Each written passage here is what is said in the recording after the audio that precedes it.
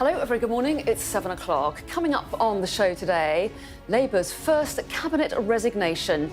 Transport Secretary Louise Haigh stands down after Sky News revealed that she'd pleaded guilty to an offence in connection with misleading the police. We'll bring you all the reaction. Meanwhile, MPs preparing for a historic vote that could transform the way the state handles death. We'll be joined by the Bishop of London.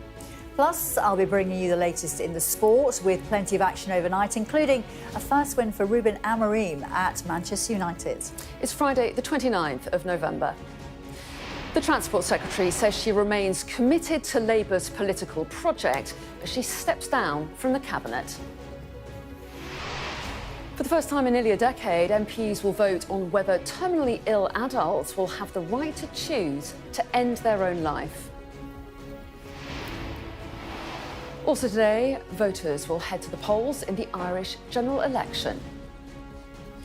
Plus, MasterChef star Greg Wallace speaks for the first time after he's accused of inappropriate behaviour and sexual comments. And we'll also have the latest for you in the cricket, where England are in good shape after a super century from Harry Brook in New Zealand.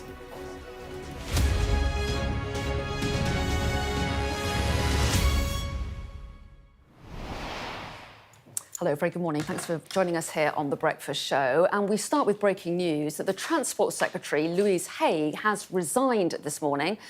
This is after Sky News revealed that she'd pleaded guilty to an offence connected with misleading the police while she was a parliamentary candidate in 2014.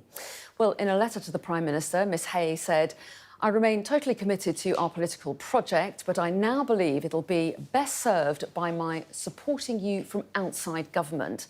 I'm sorry to leave under these circumstances, but I take pride in what we have done. I will continue to fight every day for the people of Sheffield Heeley, who I was first and foremost elected to represent, and to ensure that the rest of our programme is delivered in full." Well, in his response, Keir Starmer said, "Thank you for all you've done to deliver this government's ambitious transport agenda. You've made huge strides to take our rail system back into public ownership through the creation of Great British Railways, investing £1 billion in our vital bus services and lowering costs for motorists. I know you still have a huge contribution to make in the future."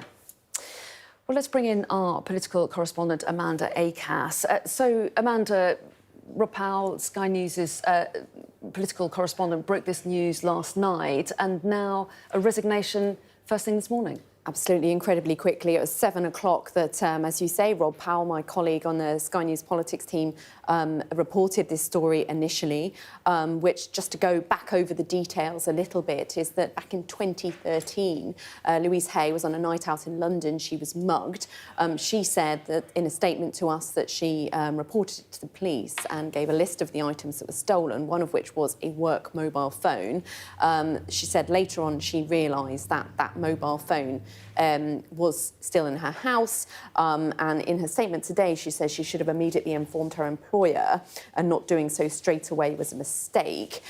In the statement we received from her last night, she talked about the fact that when the phone was turned on again, that alerted the police, and she said she then was interviewed by them and her solicitor advised her not to say anything. She says she regrets that now, and that then she appeared before Southwark magistrates, and she pleaded guilty under the advice of her solicitor. She says it was a genuine mistake from which I didn't make any gain, and she was given a discharge, which was the lowest possible sanction. But the fact is she still pleaded guilty. And three separate sources speaking to Rob Powell claimed that she made the false report to benefit personally, two of them suggesting that she wanted a more modern work handset that was being rolled out at the time. She, at the time, was working for Aviva, the insurance company, as a public policy manager, and sources have suggested that she actually lost her job as a result of all of this as well. So a lot of questions around exactly what happened. Now, we understand that she had disclosed all of this when she was appointed to the shadow cabinet. So this is something that the Labour Party knew about. But as you said earlier, it's a very quick decision that just this morning, just after 6 a.m, we had this information that she had resigned. We're told it is her decision. and also given the date, if you have a look at when these letters were sent, they were actually sent yesterday, so it implies it was within hours of this story coming to light. Already the Conservatives were saying, well, Sir Keir Starmer has questions to answer about what he knew and when. And clearly the role of Transport Secretary, it's one of those big jobs in government. She was responsible for the bill ensuring that the trains will be brought back into public ownership, all those questions about HS2. It's a huge role. She was the youngest woman ever appointed to cabinet. And so this is a big sculp. Not even 5 months in government for the Transport Secretary have to resign over such an unforced error. It's clearly the government are hoping that by getting these statements out and trying to draw a line with it without it sort of painfully dragging on with more and more questions being asked. It's in the front page of all the papers today. But I think it's not really going to work because there are still many questions about what happened. It's going to be very uncomfortable, isn't it, to lose a member of the cabinet like this so early on in government. Absolutely, and also someone who's so high profile. I mean, she, as a woman, and also as someone, she's so distinctive with her bright red hair. She's very young, she's very outspoken. She got herself into hot water quite recently, just a month ago, when she was criticising P&O when they were on the cusp of making this big investment in the UK economy. She was publicly rebuked by Sir Keir Starmer over that. She's been no stranger to the headlines recently. I also think it's interesting, she's someone who politically was quite close to Sue Gray, obviously Sir Keir Starmer's Chief of Staff, who ended up resigning, being forced out. Sue Gray's son was actually her Parliamentary Private Secretary. So clearly quite close to that side of the sort of behind-the-scenes power in Downing Street. Clearly Sue Gray has left, and now Louise Haigh also out, although she is staying in Parliament. She says she's going to be continuing to represent her constituents up in Sheffield. And such a brief letter from Sir Keir Starmer, I think, thanking her, but incredibly briefly. He's not really throwing her a bone here, even in this letter. Clearly just wants to draw a line under it as soon as possible. It's just 4 lines long or something, isn't it? Yeah.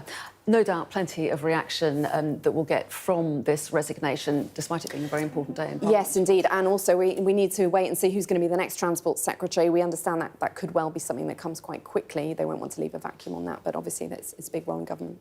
I'll let you log back into your emails then. We might get that news fairly shortly. Amanda, thanks very much indeed for the moment.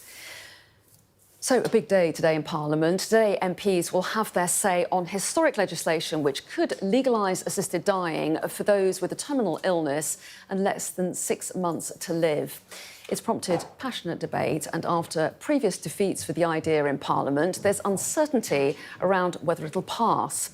So let's take a look in more detail at what's being proposed. Well, the law would allow adults over 18 who are terminally ill within the last 6 months of their life and have mental capacity to ask a doctor for assistance to end their life. 2 doctors would assess that the person meets certain criteria, including that they have a clear, settled and informed wish to end their own life and that they've made their decision without coercion or pressure. A High Court judge would then also have to approve the application. And a life-ending substance would be prescribed, which the person would have to administer themselves. Providing assistance to the dying person would not be a crime, but if the law passes, it will become illegal to induce someone to request assistance to end their lives or induce someone to self-administer the life-ending substance. Well, Liz Bates has been crunching the numbers of how the vote could go. This is a huge moment, but it's also hugely unpredictable, and the vote on the assisted dying bill could still go either way. We've been crunching the numbers, and this is where they currently stand. There are 181 MPs who have either publicly declared or confirmed to us at Sky News they will vote for the bill. 148 against. You can see there's a majority in favour, but it's close. Now look at this. The number of MPs who are either undecided or who haven't said how they will vote, 321. That's huge, almost half. Now, about 120 of these MPs have told us they are still undecided. The rest, we don't know. Some of them won't decide until the very last minute. So now, let's have a look at the parties. First of all, there are 21 MPs, here they are, who won't vote for various reasons. The rest, you can see a big chunk of this group, Labour MPs, 2/3, and lots of brand new MPs in there. This is really the group that is going to decide whether this landmark legislation passes second reading or not. So what could influence them? One factor could be cabinet intervention. So let's see how the cabinet is voting. These cabinet ministers are in favour. High-profile figures in here. Ed Miliband has said the current situation is cruel. Lisa Nandy has said it's unsustainable. You've got the Home Secretary, Yvette Cooper, in there. Now, these are the cabinet ministers that are against. This is a bit more controversial because in this group, you've got the Health Secretary, the Justice Secretary, Wes Streeting and Shabana Mahmood, both responsible for implementing this bill if it passes, both strongly against, and both have spoken out. Could that make the difference? And finally, still to declare, in this group, the big beast, the Prime Minister, Sir Keir Starmer, the Foreign Secretary, David Lammy, the Chancellor, Rachel Reeves. Keir Starmer, we think, supports this bill, but he hasn't said how he is going to vote. So, as the crucial moment approaches, it looks more likely that it will pass second reading. But with so many unknowns, this could be the most unpredictable vote we see this Parliament. Well, speaking on our Electoral Dysfunction podcast, Harriet Harman explained why she's in favour of the move. Well, it is a huge moment, and it's about individual choice. It's about whether you are allowed by law to choose the time of your own dying. And I certainly personally want that for myself. Usually I look at these votes in the bigger picture situation, but I feel very personally about this because I would like to be in control, if that's necessary, towards my own death. So I'm really hoping that they do vote to allow it and not to deny me that choice. Even if they don't want to have an assisted dying, I would like the possibility of it. And remember that you can listen to that podcast in full wherever you get your podcasts or by scanning the QR code that you can see on screen now. And a reminder that we'll bring you a special programme on the assisted dying debate and vote. That's from 10 a.m. right here on Sky News.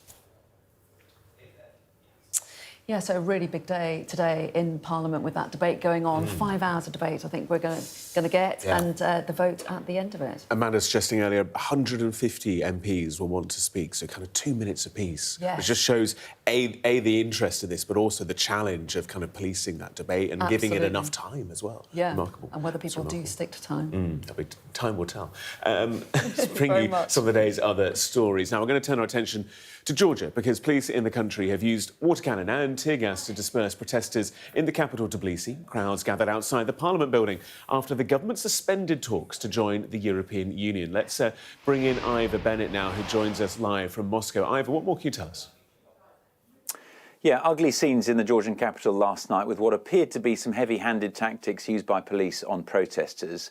They fired water cannon on the demonstrators, they used tear gas, pepper spray. Some demonstrators did throw fireworks back and others tried to break into Parliament. These were pro-EU, anti-government protesters, and it's not the first time they've massed in the streets of Tbilisi. They've been gathering pretty much on a daily basis, actually, for the past month or so, ever since the Georgian parliamentary elections that have left the country deeply divided over which way to turn, east towards Russia or west towards the EU. Now, the pro-Western opposition parties, they claim the elections were stolen by the ruling party Georgian Dream, who they accuse of essentially being a puppet government controlled by the Kremlin. That's why some protesters last night were shouting words like Russians and slaves when they're outside Parliament.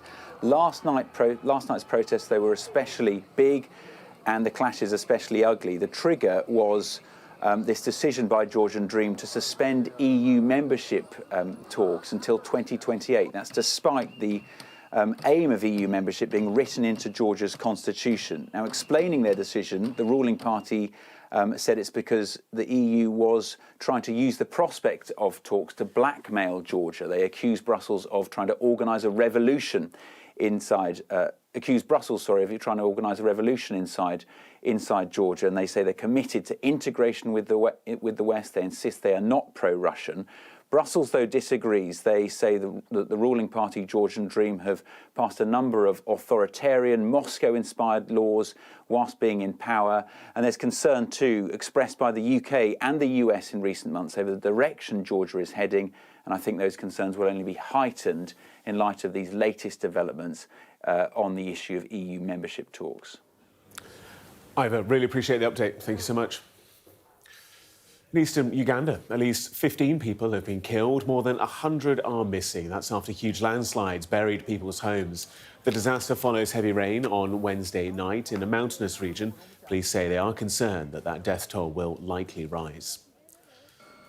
Spain's government has approved paid climate leave a month after floods there killed 224 people. Workers will be given up to 4 days off work so they're able to avoid travelling during weather emergencies. That's after Spanish companies were criticised after ordering staff to keep working despite a red alert issued by the National Weather Agency. A facial reconstruction of a woman whose body was found in the River Mersey has been released by police more than 8 months after her body was discovered. She was found by a member of the public near Chorlton Water Park in Manchester last March. Officers are hoping that using this technology will mean that somebody recognises her so that she can be identified. Police have launched a murder investigation after a woman was knocked off her e-bike by a 4x4 in Derbyshire. Police say the car had followed 2 e-bikes before ramming one of them, killing a 25-year-old woman and injuring a man also in his 20s. A man and a woman from Nottinghamshire have been arrested in connection with the incident. And pharmacy leaders are asking for an NHS exemption to tax rises announced in last month's budget. They say an increased rate of employers' national insurance contributions and the rises in the minimum wage could lead to a £200 million in unexpected costs and potentially forced closures. A government spokesperson has said pharmacies will benefit from the £26 billion funding boost announced for the healthcare budget in the budget. More than 28,000 prosecutions for alleged rail fare evasion have been quashed. The alleged charges brought by 2 train companies, Northern Rail and Trans-Pennine Express, were declared unlawful at a hearing in Westminster's Magistrates' Court. Greg Wallace has thanked fans for their support via a post on Instagram after he stepped down from MasterChef over allegations that he made inappropriate sexual comments on a range of programmes over 17 years. More than a dozen people, including the broadcaster Kirsty Walk, claim that he made inappropriate sexual comments. Our arts and entertainment correspondent, Katie Spencer, reports. You OK, guys? You're not getting cold out there? Mr Wallace, do you regret the inappropriate comments? Seemingly unrattled, Greg Wallace fielding questions from Sky News at his home before posting but not explaining on social media why friends were getting in touch. I would like to thank all the people getting in touch, reaching out and showing their support. You've got 15 minutes left. For almost 20 years as a co-presenter of MasterChef, he's been a familiar face on BBC One. I really like the sharp, raw pineapple with the lime on it. That is proper zinging. Tasked with putting into words the contestants' culinary prowess. But it is the language he's alleged to have used off-camera that's now landed him in hot water. Taken off air for now as the production company which makes the show looks into a number of complaints thought to have been made by 13 individuals and spanning 17 years, including the former Newsnight presenter Kirsty Walk, who was disturbed by what she witnessed on Celebrity MasterChef. There were 2 occasions in particular where he used sexualised language in front of a number of people. And it wasn't as if it was anyone engaged with this. It was completely one-way traffic. But I think people were uncomfortable. The makers of MasterChef, Banerjee, made aware of the complaints by the BBC. Those allegations against Wallace aren't just about inappropriate sexual language. They reportedly include him taking his top off in front of a junior employee. Taxpayer-funded, the corporation has said that because he is employed by an external production company, it is now on them to investigate what's gone on. But it's said that it's clear that any behaviour by one of its stars which falls below the standards it expects won't be tolerated. Banijay UK saying whilst these complainants have not raised the allegations directly with our show producers, we feel that it is appropriate to conduct an immediate external review to fully and impartially investigate. While this review is underway, Greg Wallace will be stepping away from his role on MasterChef and is committed to fully cooperating throughout the process. How the BBC manages its talent has been in sharp focus after the behaviour of a handful of its stars has ended up being called into question in the last 12 months. While Greg Wallace hasn't yet commented on the claims directly, the BBC says the TV star's lawyers have told them it is entirely false that he engages in behaviour of a sexually harassing nature. The presenter stepping aside, but the channel still airing his shows for now. Katie Spencer, Sky News. Let's get more now on the assisted dying bill, which goes before Parliament today and which has divided opinion in the country considerably. A group of 29 faith leaders have joined forces to oppose assisted dying in the biggest intervention from religious groups on the matter so far. Well, one of the signatories to that open letter was Dame Sarah Mullally, who's Bishop of London and former Chief Nursing Officer for England, and she joins me now live from Greenwich. Very good morning to you. Thanks so much for talking to us here this morning. So you are one of these 29 faith leaders who's written this open letter opposing the assisted dying bill. Explain to us why you don't think it should go through today. Yes, well, my views really come together, not just because I'm a faith leader, but also because of my role as a nurse. I was the government's chief nursing officer, but also nursing cancer care and palliative care. And I think what our objectives are all the same. We want to enable people to have passionate and compassionate and a dignified death. But the bill itself is likely to impact on the most vulnerable in our society. It comes at a time when 75% of people think that the NHS isn't equipped enough to provide palliative care or implement assisted dying. So actually we ought to be investing in palliative care and palliative care research, but the legislation isn't strong enough to prevent people from being coerced. What we also know is those people who feel that they have less choice in life, so those that are disabled, those people in social economic classes, feel that the legislation will disadvantage them because they aren't able to always make the choices that some of us are able to make. So really it's about investment in the NHS and palliative care, and also really this bill, it really will have a negative impact on those more vulnerable in our society. Well, yes, and the backers of the bill would say that the discussion about palliative care should still go ahead, that they're not saying that that shouldn't happen, but they also do pick up on some of the issues that you've raised. They would say on the question of disabled and other vulnerable groups potentially being at risk, they would say that the bill only applies to terminally ill adults and each case has to be ruled on by 2 doctors and a judge. They say there's a stringent criteria. They say there's a cooling off period as well. And in fact, they say it's the strictest set of rules in the world. Does that reassure you at all? No, it doesn't. Firstly, because in terms of, we will have to put huge investment to implementing this bill if it goes ahead. That will be moved away from palliative care and palliative care research. So let's recognise that this bill will take huge resources and huge time, remembering that 5,000 doctors and nurses have written a letter against the bill. And the challenge for us is around equality. This isn't about legislation. Equality doesn't come through legislation, it comes through behaviour. And what we know is there's a whole group of people who have inequality of health at this moment. And that's not because of legislation, that's because of the way information is given to them, which isn't culturally sensitive, that is not given in a way that allows people to have the resources to make that choice. And those of us who are empowered, who are strong and bold, are able to make the choices. But those that are less able, that are disempowered, the way in which information is given to them doesn't enable them a true and fair choice. So it's not about legislation, it's about how people behave with people on a one-to-one basis. And the legislation is not strong enough to change that culture. Well, yes, and again, backers of the bill do raise this issue of the risk of coercion and the risk that people will feel like they're a burden. They would say that there are safeguards built into the bill to protect against that. They say it'll be illegal to coerce someone into declaring they want to end their lives with a possible 14-year prison sentence. Well, what we know at the moment is those countries who have assisted dying, that actually over 40% of people opt for it because they feel that they are a burden to other people. So we know that perception changes people's answers, which can't be right. People cannot be perceived as a burden in our society. Each person is valued and loved. And what we know at the moment is that there are people that are in blind sight who are a party to domestic abuse, violence and coercion, and they are not being spotted by our medical profession. So why do we think that a bill will change that? It won't.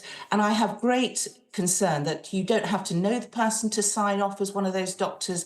If you don't get the right answer, you can go and find another doctor to sign off. Our health system is overstretched at the moment. To have time to know somebody and to really spot whether somebody's in a coercive relationship, it's not about the bill, it's about the physical capacity of our NHS. And also, there is also capacity to our legal system. Our family courts are overstretched at the moment. To think that they will have the time to sign off something properly informed, I think is very naive. This isn't about legislation, it's about the resources of our NHS and our court system, and a system that already does not spot coercion. And figures from other countries show that if you're in a coercive relationship, you're more likely to opt for assisted dying. Kim Leadbeater, whose bill this is, says the law's needed because some people have what she describes as a horrible, harrowing death. However good their end of life or palliative care is, the aim is to end their suffering. Yeah, the thing, one of the really important things at the moment is we are discussing this. And we're discussing death and dying, which is really important. 5 hours in the House of Commons is not enough to make this very serious decision. But I absolutely agree, we ought to be talking about this. Actually, the vast majority of people do have pain-free and dignified deaths. There are no doubt there are some that do not. My view, I mean, I share with Kim the aspiration to reduce that number. I don't think it's the bill. I think it is proper investment in palliative care research. We know that deaths from other sorts of diseases than cancer are not researched enough. So better research and also equal access to palliative care. At the moment, our hospice system is only funded by about 1/3 by our government. The vast majority of funding to our hospices come through giving. And therefore, if you're in a poorer area, you're more likely to have poorer hospice provision because you're less likely to get that charitable income. Let's create equality of access to palliative care in hospices. Let's improve our research and therefore offer people compassionate and dignified dying. And rather than cutting death short, let's enable people to live in a compassionate, a dignified way during that period when they're dying and offer them more life to do all of those important things that part of life really does give you the opportunity to do.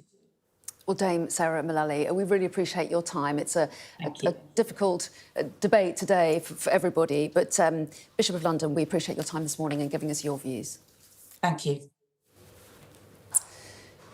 Do stay with us. We've got lots coming up for you here on the show today, including warnings of a quad-demic of viruses. We speak to a GP amid a warning from the UK Health Security Agency.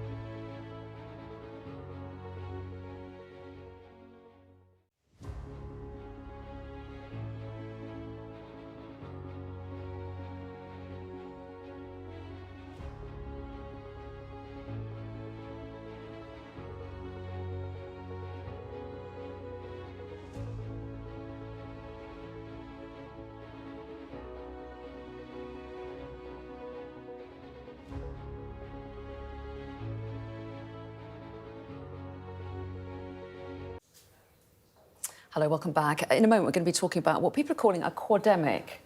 I Sounds asked you in the break if you knew what that was. Not a clue. What does it entail? I think it's 4 different illnesses that you can get. Flu, COVID, RSV, which is a kind of respiratory issue. It's sort of a bit like a nasty cold, as I understand it, and norovirus. Yeah. So watch out. Hopefully, we wouldn't get all of them at the same time. No, pass Anyway, on that option. we're talking to a doctor about that shortly. Very good. More on that to come. First, though, our top stories for you this morning. The breaking news today that Transport Secretary Louise Haigh has resigned. That's after a Sky News investigation revealed she admitted pleading guilty to an offence connected with misleading the police while she was a parliamentary candidate in 2014. In her resignation letter, Louise Haigh said that she should have immediately informed my employer, and not doing so straight away was a mistake. Also this morning, MPs will debate and take their first vote on assisted dying bill. Later, over 300 MPs have not publicly stated how they will vote. Greg Wallace has thanked people for their support in a video posted on Instagram. Yesterday, he stepped down from MasterChef over allegations he made inappropriate sexual comments on a range of programmes over the course of 17 years.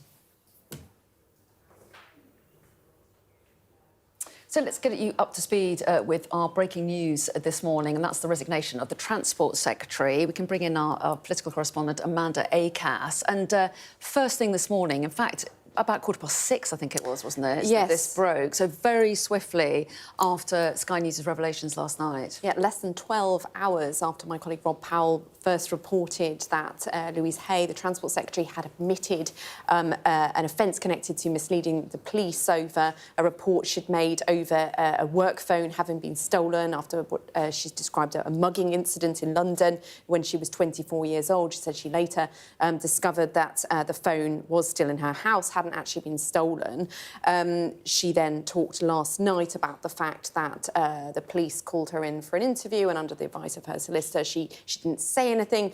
She then had to appear to court, and she pleaded guilty, even though she still insists that what happened was a mistake. And she said that the courts, realised, accepted her arguments and gave her the lowest possible sanction, which was a discharge. But the fact is, she still pleaded guilty, and this morning she in her resignation letter has acknowledged that not having immediately informed her employer what had happened was a mistake.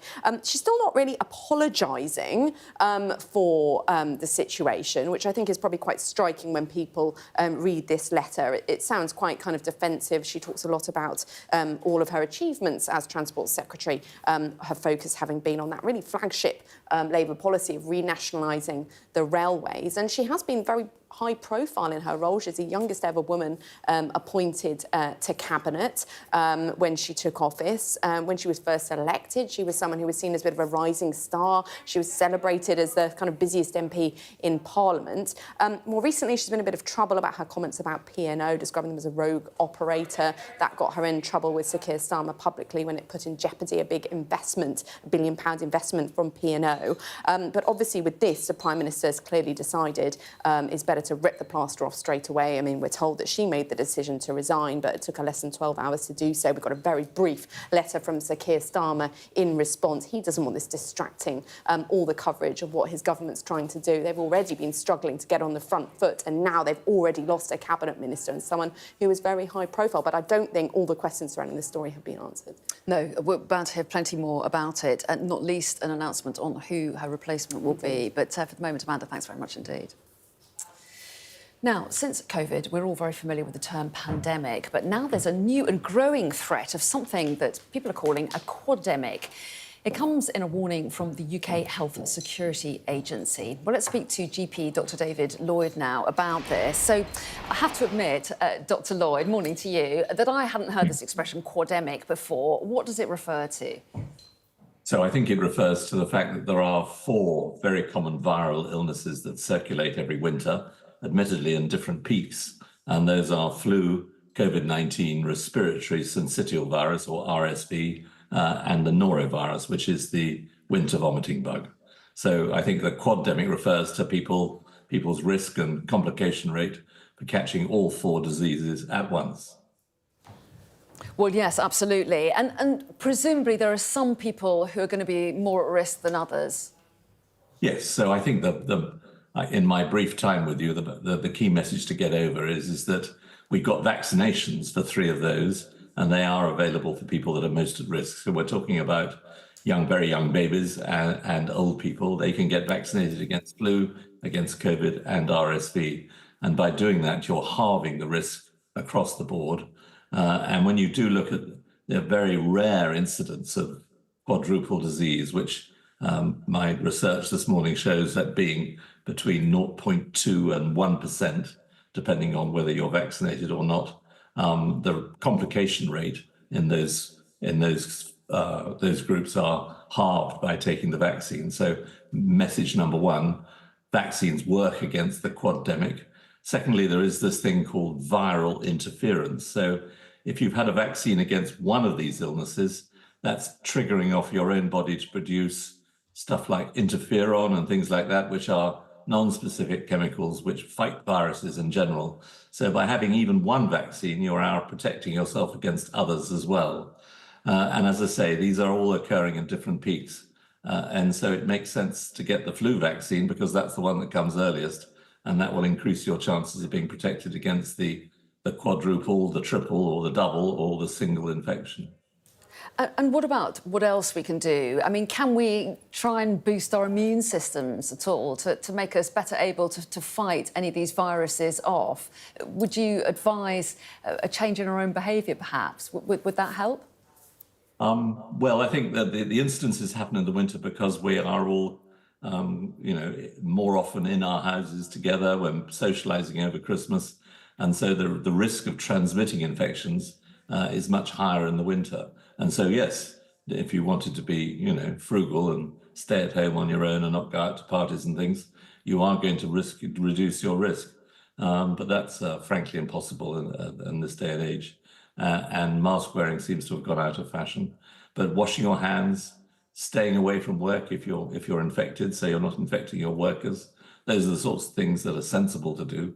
And we know that they work. But this is peak time. And so even if you're fit and healthy, your chances of catching all of these illnesses is quite high. Do you have any concerns about how the NHS will cope?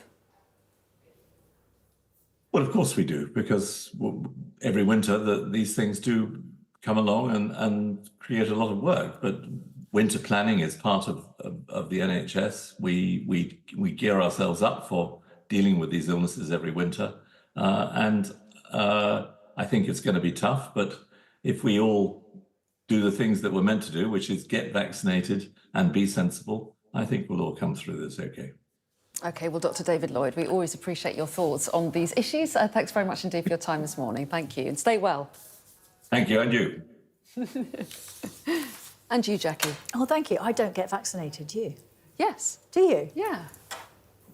When available. Slips my mind. Maybe I should get vaccinated. Now, last night we had some Europa League action, and Ruben Amorim, who's barely been at the club 2 seconds, I think he's probably had, 2 training sessions maybe with the squad, trying to implement his plan. I think it has given him a bit of anxiety because it was like, here's the plan, off you go, and let's... How did it go? Let's hope it works. It was good. I think it could be better, and it will get better, but it was pretty good. Let's have a look. This Sky News Sports Bulletin is brought to you by Vitality. Getting more people more active. Live life with Vitality.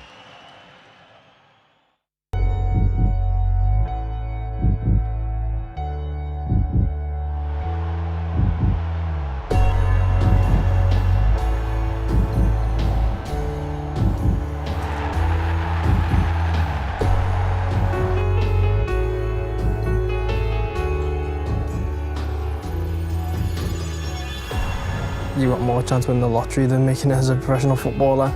I think your responsibility is to guide them in the same direction as I went myself.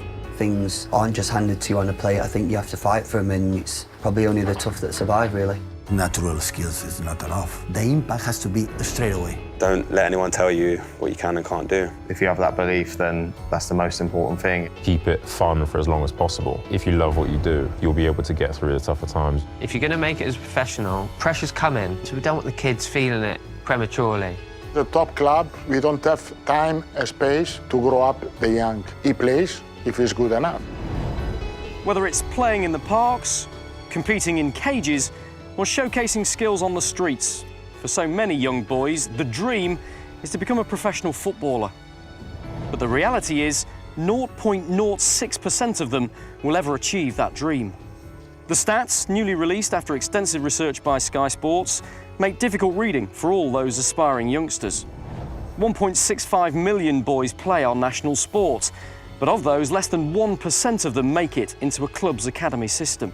From there, just 9% of those go on to make a single professional appearance. At the very top level, in the Premier League, the numbers are even smaller. Only 1.5% of academy players make it there. For those who do, it's a job like no other. For the vast numbers who don't, the reality can be hard to take.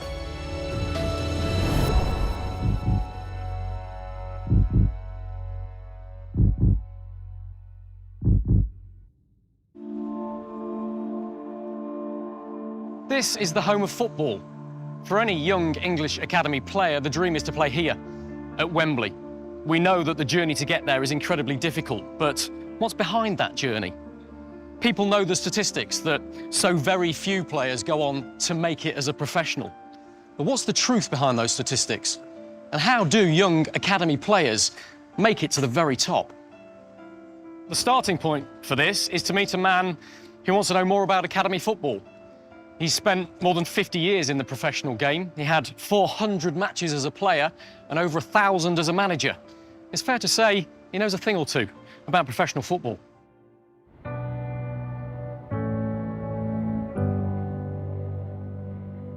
This was my home for 16 years, Dolphin Street. Hasn't changed much. 8 of us lived in that house. You can't believe it, can you? Irrespective of your upbringing or you know, where you're from, you know, it's that spirit that hopefully you can galvanise into be determined enough to be successful. You can be a working class boy with ambitions. This is Newport Rec. I spent a lot of my childhood here playing football. Just across the road was Pill YMCA, and I played for them when I was 8, 9 years of age all the way through. My father worked across the road at Whitehead Steelworks. You've got the docks over the far side and the steelworks there, so they were very close together. So Sunday afternoons, there'd be the dockers playing against the steelworkers. There'd be no bibs. The goals would be, you know, coats or whatever that was put down. And, you know, you play 10, 12 aside, 15 aside, 20 aside, as many players could join in as wanted. Spend hours here just playing. Brings back some great, great memories. This Sky News Sports Bulletin is brought to you by Vitality. That was a little bit Tudor banquet, wasn't it? Yes. A little bit. Not what you expect. It was hungry. That's definitely what you expect from an NFL player straight after the match. Hungry. I guess so. Fair enough. Do stay tuned. We've got lots coming your way, including the new discovery which scientists say is proof that it's delusional to ignore the impact of plastics on our health.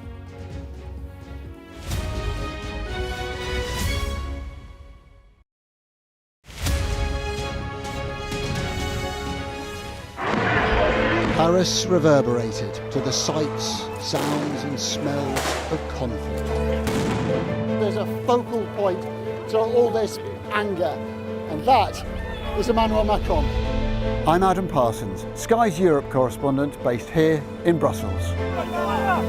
There are dozens of people desperately clambering to get onto that boat. It is a chaotic scene, but it's being watched by dozens of French police officers on the beach.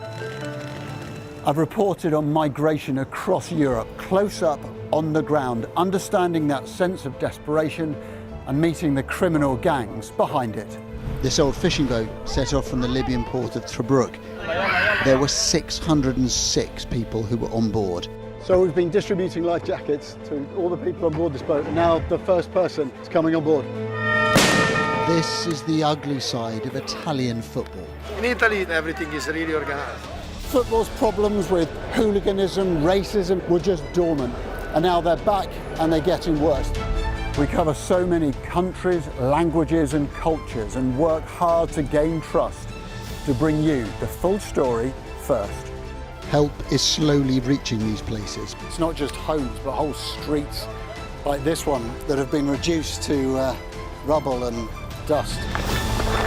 This is a picture of destruction. Everywhere you look in this mountaintop community, there is absolute devastation.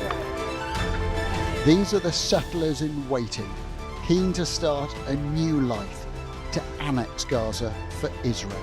The least we can do is just kick them out of our land. Gaza, which is just 2 miles in that direction, is under attack again. Getting the chance to tell people's stories, it's a privilege.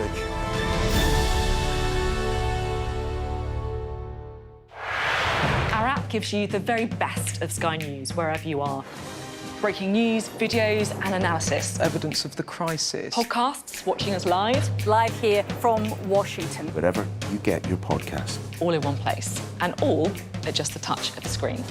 The Sky News app. Get the full story first.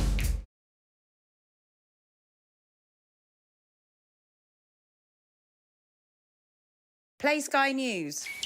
From the Sky News Centre at 7. Now that you're up to date, we can go into a bit more detail. Things can change incredibly quickly. Taken by surprise. Have you ever known a moment like this in British politics before?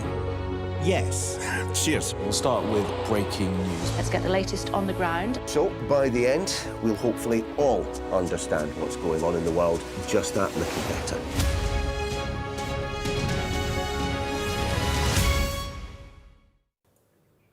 Now, a global treaty to combat plastic pollution is under discussion. As scientists warn, it's delusional to ignore the impact the material has on human health. It follows the release of a new documentary exploring the first discovery of plastics in the brain. Well, let's talk about this issue a little bit further. Co-founder of the Plastic Health Council and A Plastic Planet, Sian Sutherland, joins me now. Very good morning to you. Thanks for talking to us. First of all, global talks are underway in South Korea, aren't they, to try and hammer out this treaty to cut plastic pollution around the world. I know this is something that you feel strongly about. Tell me why you think it's so important. This treaty is a once-in-a-lifetime opportunity for us to create something that protects not only our generation, not only every living thing on the planet, but also future generations of the impact of the harm of plastics and the chemicals that we use to make plastics. So we need to remember that plastic is so much more than just a material. Plastic is actually at the epicenter. It's the gateway to so much of our global plastic, of our global challenges. You look at the impact on biodiversity, we all know. And thank you, Sky, particularly for your Sky Ocean Rescue campaign some 6-7 years ago. And here we are, still nothing is changing. You look at the carbon impact of plastic. As a country, it's the 5th biggest emitter of greenhouse gases in the world. So plastic is not light in carbon, as many plastic lovers will tell you. And then finally, you look at the impact on human health. There are 16,000 chemicals used to make plastic. 6%, only 6% of those are globally regulated. 4,000 of the chemicals that have been tested for impact on human health are considered chemicals of extreme concern by the commissions of Europe. So we need to be very aware of this. And that's why we're so excited that finally we have this global plastic treaty being negotiated. But I got to tell you, Anna, it is not going well. And this is a treaty that should be protecting us, and at the moment it is not. Yeah, a lot of people watching very closely to see how those talks do progress in the days ahead. But I want to come back to this issue of human health, because I think a lot of people will be familiar with pictures of plastic washed up on remote beaches, or even swimming themselves in the sea and seeing plastic. But away from the environment, tell me a little bit more about the impact on human health. You talked about 4,000 chemicals being harmful to human health that are contained in plastic. So give us an idea of what that could do to you. So plastic in itself is not a material that you find on the periodic table. It's a mixture of chemicals. Many of them are known to be toxic. And when we use plastic, particularly in things like polyester clothing. Remember, 70% of all our clothing is now made out of fossil fuel plastic in the form of polyester. It's shedding. So we are not only eating plastic through the food chain, we're not only drinking it through our water. And bear in mind the recent study of 240,000 micro nanoplastics found in a litre plastic bottle of water, but we're also inhaling it. And that was the event that we held in Busan in South Korea only this morning, which was one of our scientists from the Plastic Health Council, Professor Tice Maud, presenting her research on the fact that because our nose, obviously, we're breathing in through our nose as well as our mouth. As we're breathing in through the nose, we're inhaling nanoplastics, microfibers of plastic, and they're going straight into our olfactory bulb, which is situated in our brain. So we already know that there is plastic in our blood, there's plastic in placenta, there's plastic found in an unborn baby's brain now. It's everywhere in our bodies, it's in our blood. But here's another way now that we've just discovered that we are inhaling it direct from our nose, straight into the olfactory bulb, into our brain. You will be well aware of the increase in cancer, particularly in young people, cognitive disorders. There is a massive decline in fertility. Male fertility is down 53%. And the chemicals in plastic are known as endocrine disruptors.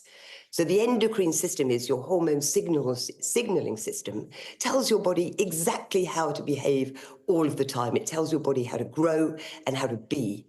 And if we disrupt it, it has terrible consequences on human health. And we can now start to see these numbers, these illnesses. Plastic, they are now proving, influences your metabolic system. There are metabolic disrupting chemicals as well as endocrine disrupting chemicals. So we're now actually disrupting our metabolism. We also know about the increase in obesity.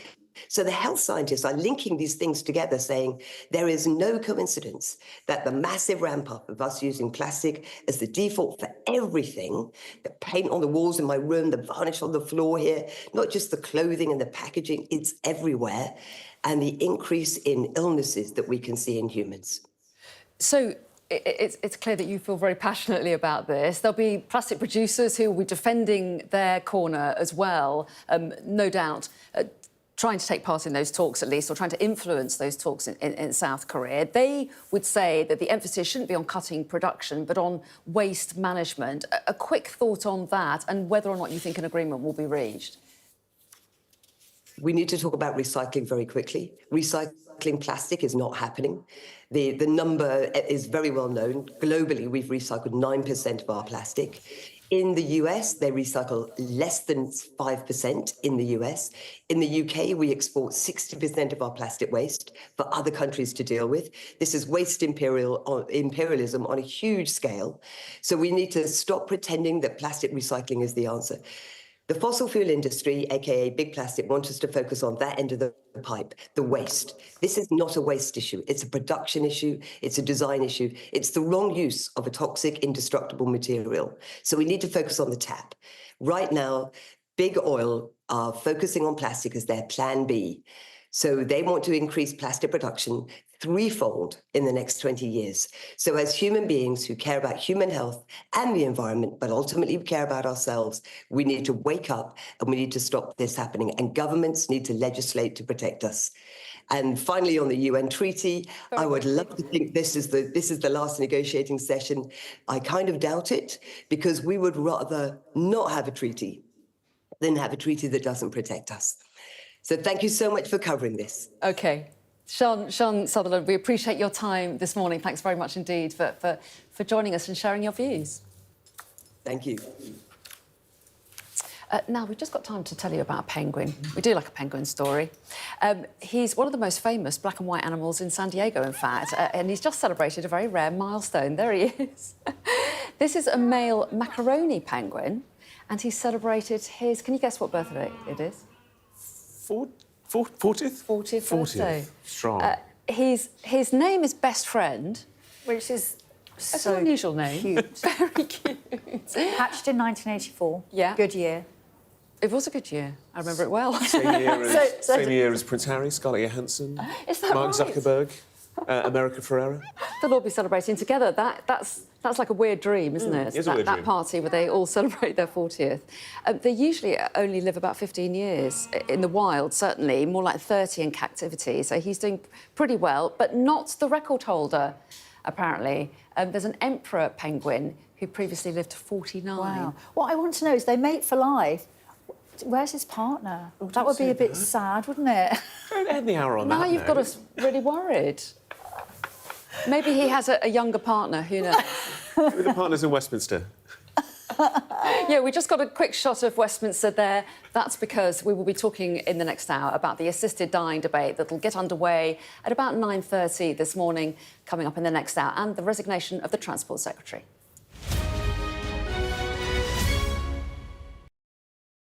Play Sky News. From the Sky News Centre at 7. Now that you're up to date, we can go into a bit more detail. Things can change incredibly quickly. Taken by surprise. Have you ever known a moment like this in British politics before? Yes. Cheers. We'll start with breaking news. Let's get the latest on the ground. So, by the end, we'll hopefully all understand what's going on in the world just that little better.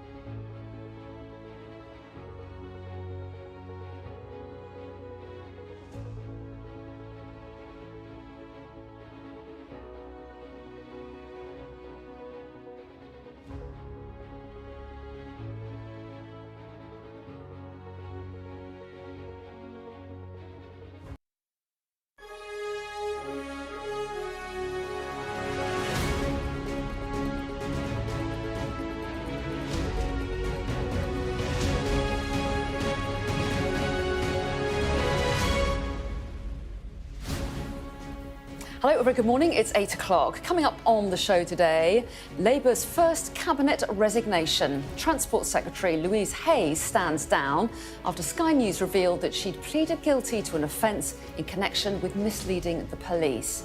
We'll bring you all the reaction. Meanwhile, MPs are preparing for a historic vote that could transform the way the state handles death. We'll be joined by long-time campaigner Dame Esther Rantzen. Plus, I'll be bringing you the latest in the sports world with plenty of action overnight, including a first win for Ruben Amorim at Manchester United. It's Friday, the 29th of November. The Transport Secretary says she remains committed to Labour's political project as she steps down from the cabinet.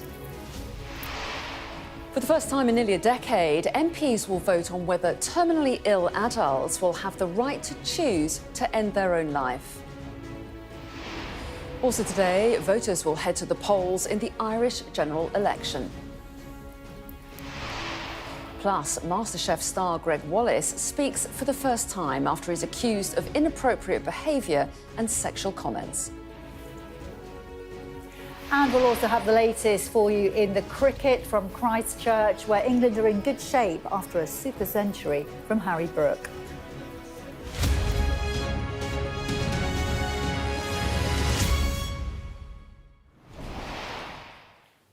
Hello, very good morning. Thanks for joining us here on The Breakfast Show. And we start with breaking news that the Transport Secretary, Louise Haigh, has resigned this morning.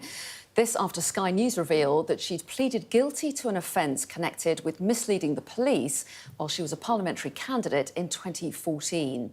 Well, in a letter to the Prime Minister, Ms Haigh said, "I remain totally committed to our political project, but I now believe it'll be best served by my supporting you from outside government. I'm sorry to leave under these circumstances, but I take pride in what we've done. I'll continue to fight every day for the people of Sheffield Heeley, who I was first and foremost elected to represent, and to ensure that the rest of our programme is delivered in full." Well, in his response, Keir Starmer said, "Thank you for all that you've done to deliver this government's ambitious transport agenda. You've made huge strides to take our rail system back into public ownership through the creation of Great British Railways, investing £1 billion in our vital bus services and lowering costs for motorists. I know you still have a huge contribution to make in the future." Well, our political correspondent Rob Powell, who broke this story initially last night, is here with me. So, Rob, less than 12 hours after your story broke, the Transport Secretary has gone. Yeah, and I think in a way it's a fairly straightforward resignation because it's very hard, I think, to stay in a job as a cabinet minister, managing huge budgets and huge teams of people. And as Louise Haigh frequently does, I guess, calling out wrongdoing when you see it. If 6 months before you were elected to become an MP, you pleaded guilty in a court to an offence. Now, Louise Haigh obviously has put forward what she believes are kind of mitigating circumstances in that. She re-emphasises that in her resignation letter to Keir Starmer, saying that she was mugged in London as a 24-year-old, basically told police that her work phone was taken, and then at a later date found it at home, switched it on, and that essentially set this whole train running and this whole story running. She maintains that she got bad advice, as she puts it now, from a solicitor, that when she was called in for questioning by police, that she didn't answer any of the questions, that she said no comment, and that when she appeared at Camberwell Green Magistrates Court almost 6 months to the day before the 2015 general election, when she was already a parliamentary candidate, she entered a guilty plea. She says that was also because of solicitors' advice, and that she says that she regrets that. And so now she's resigned, and I guess, are there questions remaining for Keir Starmer? He's clearly acted quickly. He's either accepted her resignation or fired her quickly, depending on which way round it is. Are there still questions for him over what he knew when? So Number 10 insists that this was her decision to resign. In terms of what he knew and when, we understand that when Louise Haigh was appointed to the shadow cabinet, she did put this out there, essentially told the Labour leadership. So that suggests that Sir Keir Starmer did know about this. He knew about this when he made her Shadow Northern Ireland Secretary, when he became Labour leader. He knew about it when he made her Shadow Transport Secretary. He knew about it when he put her in the Cabinet. Now, that puts him in a more difficult position when it comes to making a decision about her future, because the question would be, if you knew about this and you decided to put her in the Cabinet, why are you forcing her to resign just because this has come out in public? Now, Number 10 insists that's not what happened. They insist this was Louise Hay's decision because she didn't want to be a distraction. The Conservatives, though, are zeroing in and trying to latch this on to Sir Keir Starmer by basically saying, you knowingly put someone in the Cabinet in control of a huge budget who had pleaded guilty just 6 months before becoming an MP. So they are making this a question about his judgment. Expect to see words from 2022 when Keir Starmer was talking about Boris Johnson and Partygate dragged up today, when he said that, quite simply, people who are lawbreakers cannot be lawmakers. It felt that for the first, well, it is clear that for the first several months of this government, that is what had happened. Now, allies of Louise Haigh will argue that there are mitigating circumstances, that this happened a decade ago, that this conviction technically is spent now. But I think for the government more broadly, when you have essentially come into power promising a sort of new broom, a new era of sort of high trust politics, it is quite astonishing that even if you completely understand the circumstances behind this that Louise Haigh had set out, that a decision would have been made to do this, because the risk of this coming out was always going to be very high, and the risk of questions being asked around her judgment and the Prime Minister's judgment high as well. And of course now Sir Keir Starmer faced with the prospect of having to replace a senior member of his cabinet so soon after taking office. And I think it will be intriguing who he picks, because the political context of this is interesting. Louise Haigh was someone from the left of Labour. She was sort of always described as being, I guess, from the soft left, but she's someone that served in Jeremy Corbyn's shadow cabinet or shadow front bench. She's someone that nominated Jeremy Corbyn for leader. And I think along with people like Angela Rayner and Lisa Nandy, was seen as this bloc of some of the more left-wing cabinet ministers. She was someone with connections with Sue Gray as well, the former Downing Street Chief of Staff. That's why some had wondered, even after the P&O Ferries incident and argument a month ago, about her future. Who does he move to replace her with now? Does he put someone in there that is more of the left of the party, more in line with where Louise Haigh was politically? Or does he go for someone that is sort of more cut in the image of himself? Yeah, really interesting to see who he chooses, and no doubt we'll hear sometime soon, one imagines. Rob, thanks very much indeed. Thank you. Now, today MPs will have their say on historic legislation which could legalise assisted dying for those with a terminal illness and less than 6 months to live. It's prompted some passionate debate, and after previous defeats for the idea in Parliament, there's uncertainty around whether it's going to pass. Well, let's take a look in more detail at what's being proposed, first of all. Well, the law would allow adults over 18 who are terminally ill within the last 6 months of their life and have mental capacity to ask a doctor for assistance to end their life. 2 doctors would assess that the person meets certain criteria, including that they have a clear, settled and informed wish to end their own life and that they've made their decision without coercion or pressure. A High Court judge would then also have to approve the application.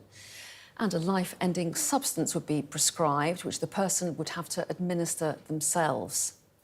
Providing assistance to the dying person would not be a crime, but if the law passes, it will become illegal to induce someone to request assistance to end their life or induce someone to self-administer the life-ending substance.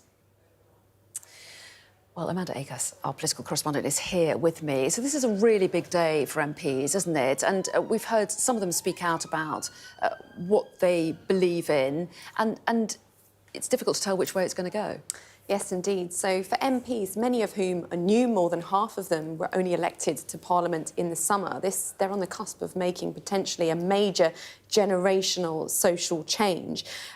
Last time this was debated 10 years ago, it was resoundingly defeated. 3/4 of those who voted went against it. This time around, Sky News has been looking at who's publicly declared and who told us which way they're going to vote. And currently, those planning to vote for it publicly declared around 181 against 148. So it does look like those for it are edging ahead slightly, but there's 300 or so who haven't said either way what they're going to do. Many of them saying that they've been holding meetings with constituents, trying to get their views, others that they're literally going to be listening to the debate later and make up their mind as they prepare to walk through the voting lobbies. It's going to be 5 hours of debate, but we understand some 170 MPs want to speak, which I think just really shows what a live issue this is. We've heard all the arguments over the past few weeks: religion, ethics, harrowing personal stories, issues around the impact on the NHS and palliative care as well. We had a last-minute appeal from Kim Leadbeater, who's the MP behind this private members' bill, urging this Parliament to make history, to be one of the great reforming parliaments, end injustice and human suffering, she says. We've got an article in the Times today from Kemi Badenoch saying she's going to vote against it because she doesn't believe the state can deal with such complexity, referring to issues around gender identification and saying that for her is an example of how it's too delicate a matter really to leave in the hands of the state. Keir Starmer. Many MPs want to know what he's going to do. Well, previously, he's always been very clear. This is the government's neutral on this. I'm not going to try and sway opinion, even though previously he had voted for it. Yesterday, he spoke about it, and he did refer back to his experience as Director of Public Prosecutions, talking about the fact that he scrutinised every single case of assisted dying that was being considered by the courts, which really does seem to imply, well, actually, yes, he hasn't changed his position on this. So the arguments are going to keep going. Even if it goes through, there'll still be more amendments and consideration of this, but a momentous day. Absolutely. And some MPs saying that they're only going to decide once they've heard the debate. So it has got extraordinary importance, hasn't it? It's going to be a really fascinating day. Amanda, thanks very much indeed.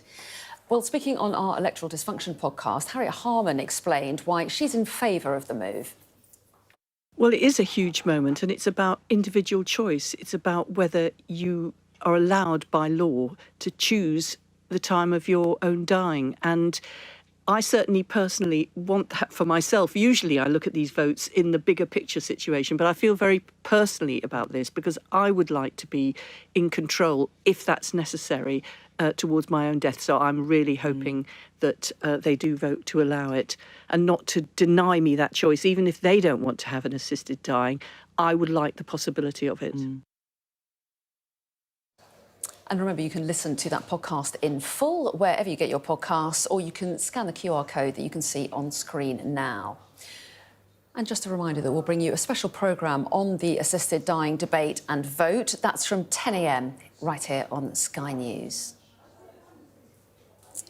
Now, voters in Ireland go to the polls today, so let's cross live to our Ireland correspondent, Stephen Murphy, who's in Greystones in County Wicklow. Stephen, over to you. Yeah, that's right. The polls have been open here in Ireland for just over an hour now. We're here in County Wicklow in the constituency of Simon Harris, the Taoiseach, or the Irish Prime Minister. And he was the first of the major party leaders here in Ireland to cast his vote. He arrived here at Delgany National Schools, a primary school voting station here. At around 7:30, he was accompanied by his wife Caoimhe and his children Killian and Saoirse, and 5-year-old Saoirse was able to help him cast his vote at the polling station here behind us before he headed off on a whistle-stop tour around many of the other constituencies. We expect his partner in the outgoing coalition government, Micheál Martin of Fianna Fáil, to cast his vote soon down in Cork, and Mary Lou McDonald, the leader of the opposition, the main opposition party Sinn Féin, will be casting her vote in Cabra in Dublin, voting for 174 TDs, or members of the Irish Parliament, that dole across 43 different constituencies. Now, you're probably wondering why I'm not telling you who we think is likely to win, and that's because of broadcasting regulations here in Ireland. We're not allowed to speculate as to the outcome of this election or to tell you what the opinion polls have been saying, but I can tell you that there will be an exit poll when the polls close here in Ireland at 10 o'clock later this evening, and that should give us a pretty good indication. It's a complicated electoral system here in Ireland. It's called proportional representation, but a single transferable vote. It tends to produce, in our multi-seat constituencies here, it tends to produce, as a rule, coalition governments, and that's pretty much what we probably expect to happen. But at this stage, polling has really only been open for just over an hour at the moment. There's a steady trickle at this stage of pre-work voters coming to this polling station in Greystones in County Wicklow. And as I said, they can continue to cast their votes right around Ireland for the next government up until 10 o'clock this evening. OK, Stephen, thanks very much indeed. Now, time to get the rest of the day's news. Yes, we're going to start with Georgia. That's because police in the country have used water cannon and tear gas to disperse protesters in the capital, Tbilisi. Crowds gathered outside the Parliament building after the government suspended talks to join the European Union. Let's bring in Ivor Bennett, who's in Moscow for us. And this situation, this relationship between Georgia, the EU and Russia continues to be this really key moment for the country. It does indeed, yeah, and it sparked a lot of protests. Another last night on the streets of Tbilisi. This one was especially big, and the clashes with police especially ugly. Police deployed heavy-handed tactics, things like water cannon, tear gas, pepper spray. At one point in the footage from last night, riot police can be seen appearing to beat one of the protesters as they lead him away. For their part, the demonstrators let off fireworks. They threw them at police. Some tried to break into the Parliament building. These were pro-EU, anti-government protesters who have been gathering on the streets of Tbilisi pretty much on a daily basis for the last month, actually, ever since parliamentary elections that have left the country deeply divided over which way to turn, east towards Russia or west towards the EU. The pro-Western opposition bloc claimed the elections were stolen by the ruling party Georgian Dream, who they accuse of being a puppet government controlled by the Kremlin. That's why some were wearing EU flags there. Some shouted words like Russians and slaves when they were outside the Parliament building. Now, last night's protests, as I say, were especially large. They were triggered by this decision by the ruling party to suspend EU membership talks until 2028. That's despite the aim of EU membership being written into Georgia's constitution.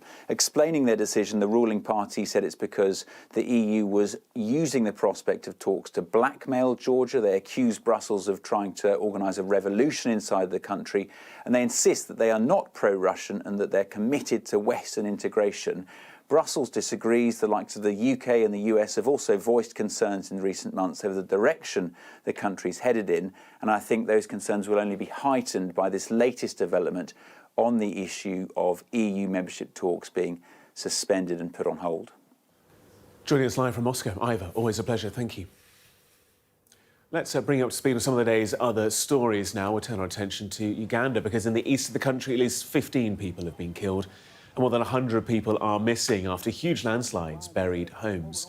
The disaster follows heavy rain on Wednesday night in a mountainous region. Police say they're concerned that that death toll will likely rise.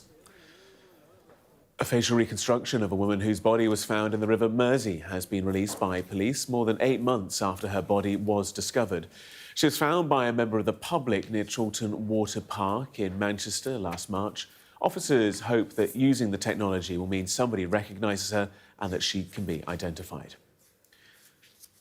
Police have launched a murder investigation after a woman was knocked off her e-bike by a 4x4 in Derbyshire.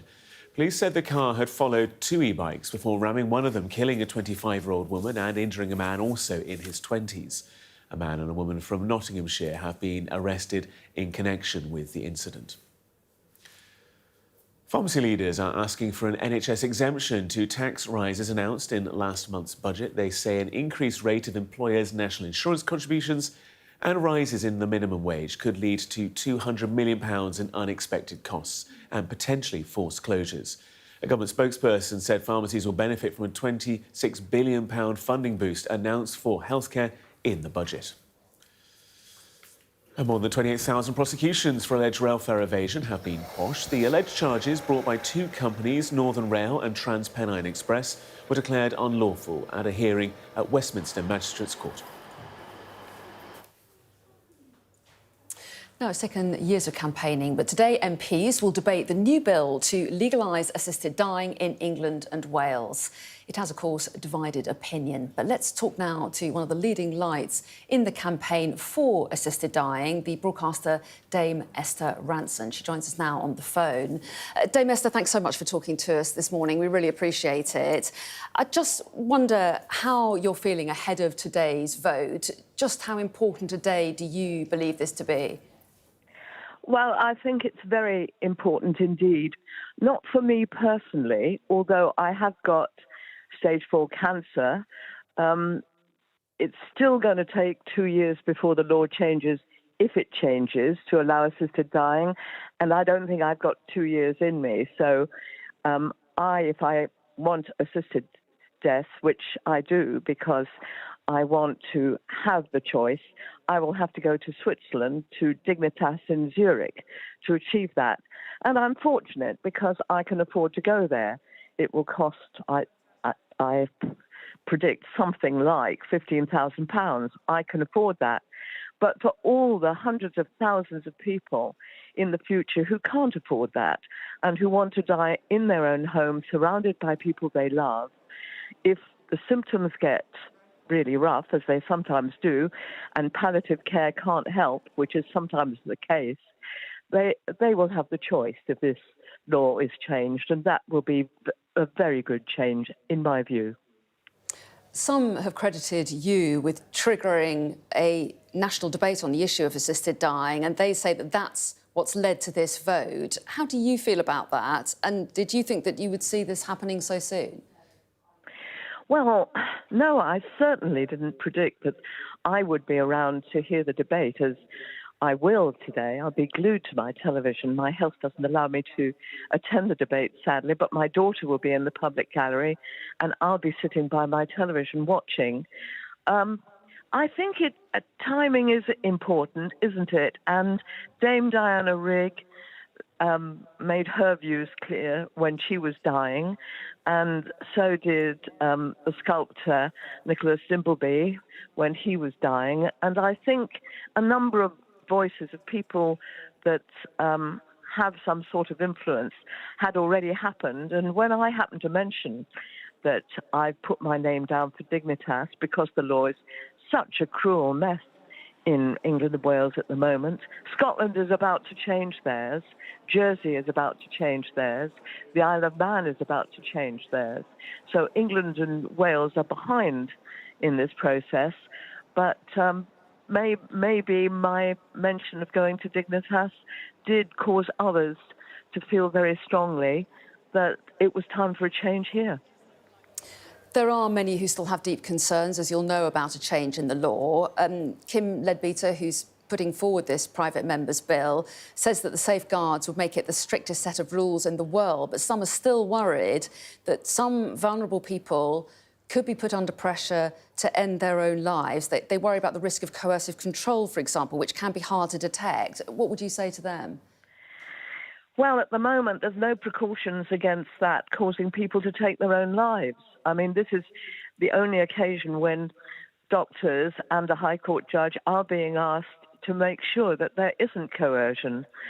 I think for some people, no precautions would be tight enough because their conscience or their religious faith or some view of theirs makes them feel that only God has the right to decide when someone should die. But for those of us who don't share that view and who want personal choice in this, as we do about who we marry, which maybe we didn't have in the olden times, or whether we can have children, which certainly we used not to have, I think personal choice is important, and I think that should be taken into consideration as a priority when it comes to death.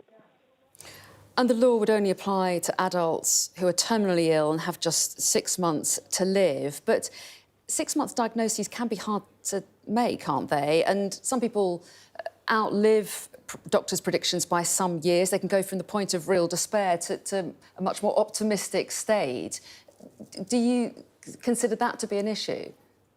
No, because we will have the choice.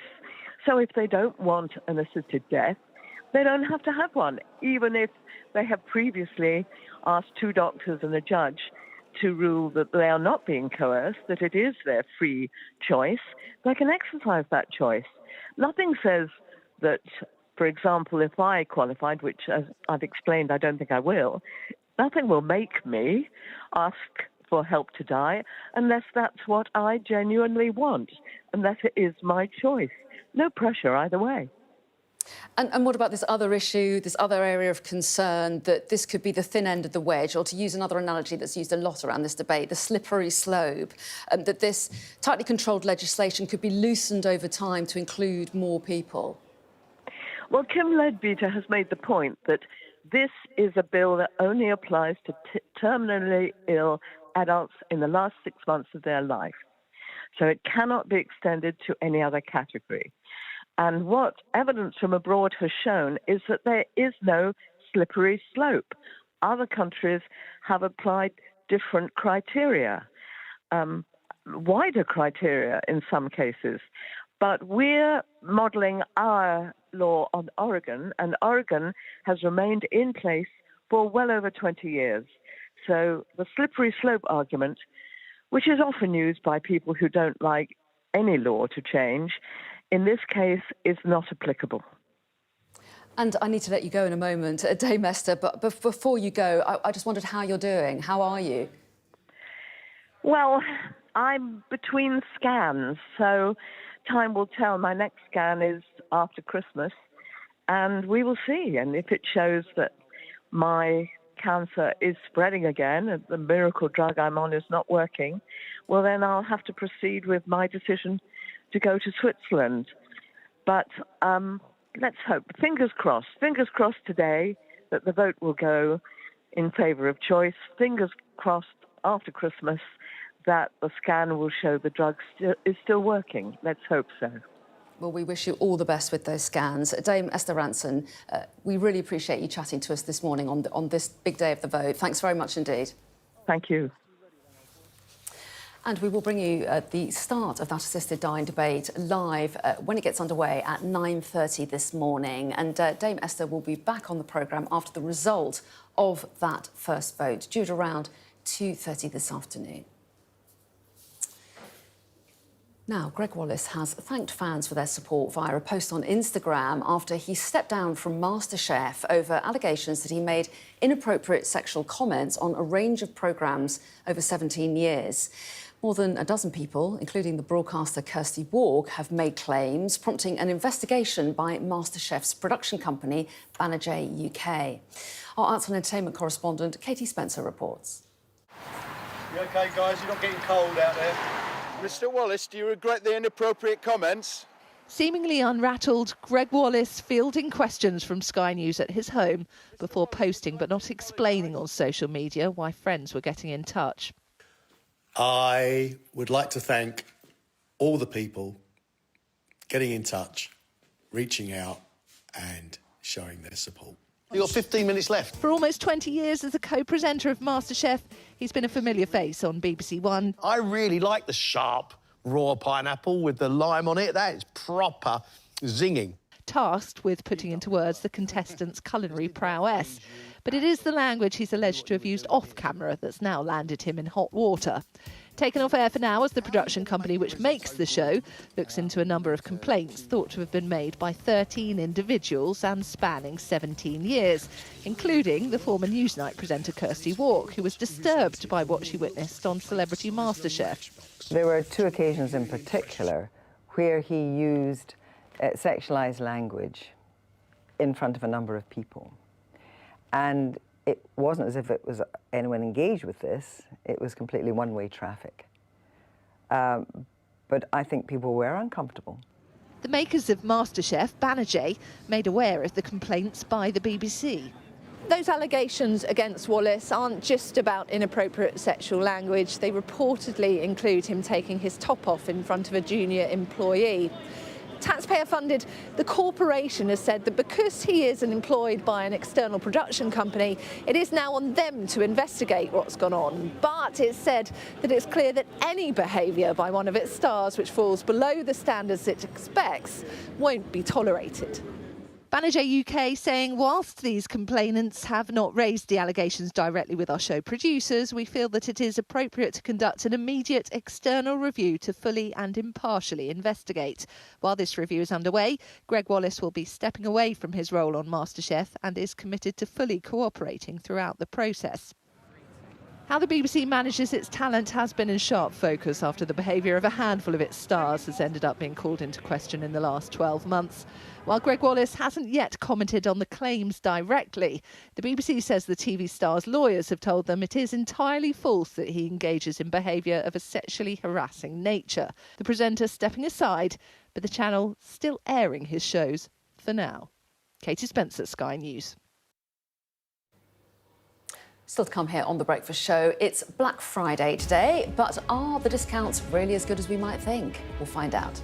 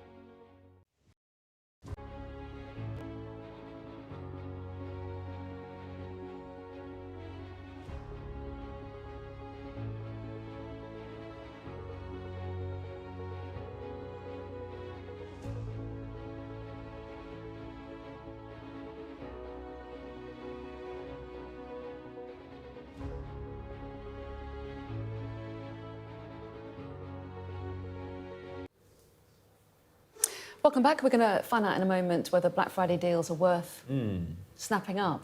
I have to admit, I have bought a few things already. Have you been tempted? Yes. I've not done anything. I've not Have you done not? anything at all. And Well, maybe watch the interview first. OK, fine. And then I'll take inference. I'll kind of Yes. I'll hover with the finger and decide whether Yeah, it's worth exactly. it. All that to come. Also to come, our top stories for you this morning, because the breaking news of the morning is that the Transport Secretary, Louise Haigh, has resigned. That's after a Sky News investigation revealed that she admitted pleading guilty to an offence connected with misleading the police while she was a parliamentary candidate in 2014. In her resignation letter, Louise Haigh said she should have immediately informed my employer, and not doing so straight away was a mistake. Also this morning, MPs will debate and take their first vote on the assisted dying bill. Over 300 MPs have not publicly stated how they will vote later today. Greg Wallace has thanked people for their support in a video posted on Instagram. Yesterday, he stepped down from MasterChef over allegations he made inappropriate sexual comments on a range of programmes over the course of 17 years. Well, let's go back to our breaking news this morning that could have huge implications for the government. And one of the most senior ministers, the Transport Secretary, Louise Haigh, has resigned this morning. So let's get some reaction to that. I'm joined now by the writer and former Labour spokesperson, James Mathewson. Very good morning to you.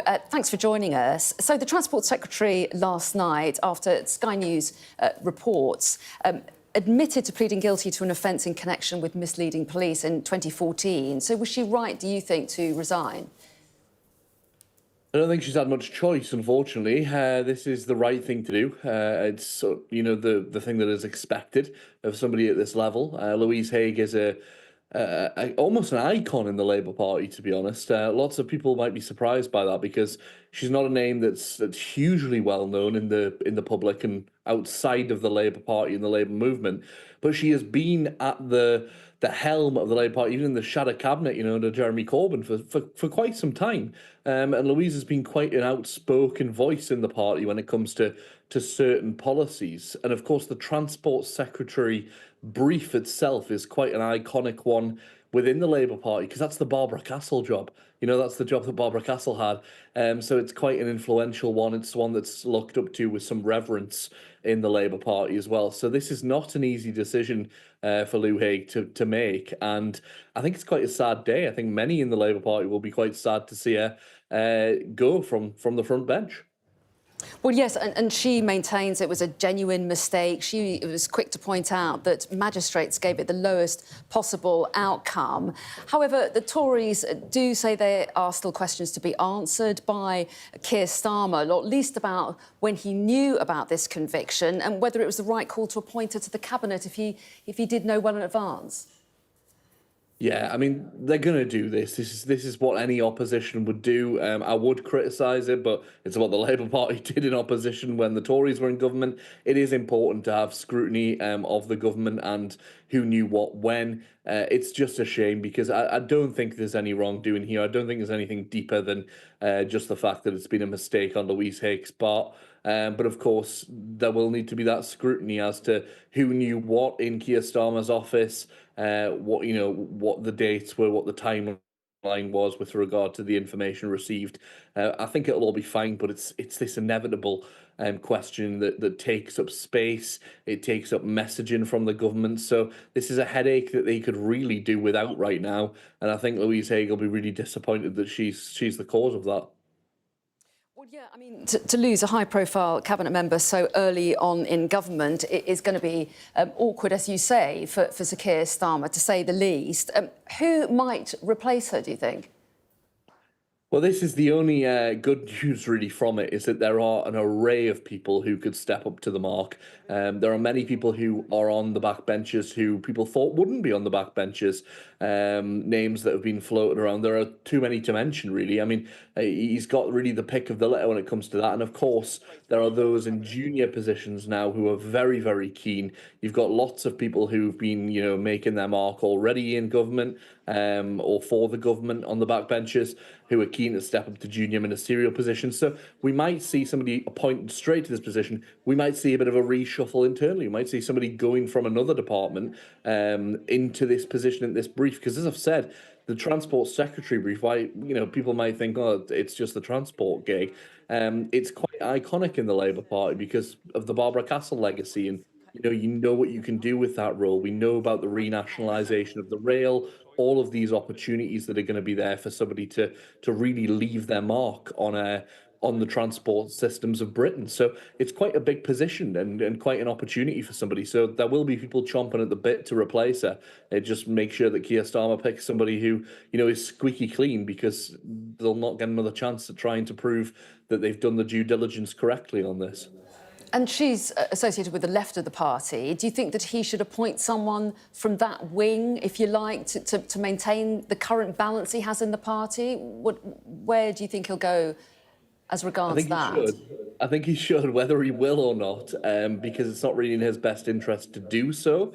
And Louise Haigh was seen as somebody who you have to have in your government because she's so prominent and she's done so much front bench work, being in the shadow cabinets variously over the past couple of years. She was very experienced, so to leave her out of a prospective government would have been foolish. However, as you rightly say, that balance is very fine with regard to the factions in the Labour Party, and even less so about left and right, more so about the trade unions. Louise Haigh was a big union presence and had the backing of many, many trade unions. So they'll need to make sure they get that balance right. Otherwise, the trade unions who are biting their tongue on some subjects already. We've got Unite the Union at the moment with a court case against the Labour Party. We could see other unions following suit if the balance isn't carefully constructed. So you need to be very conscious of that.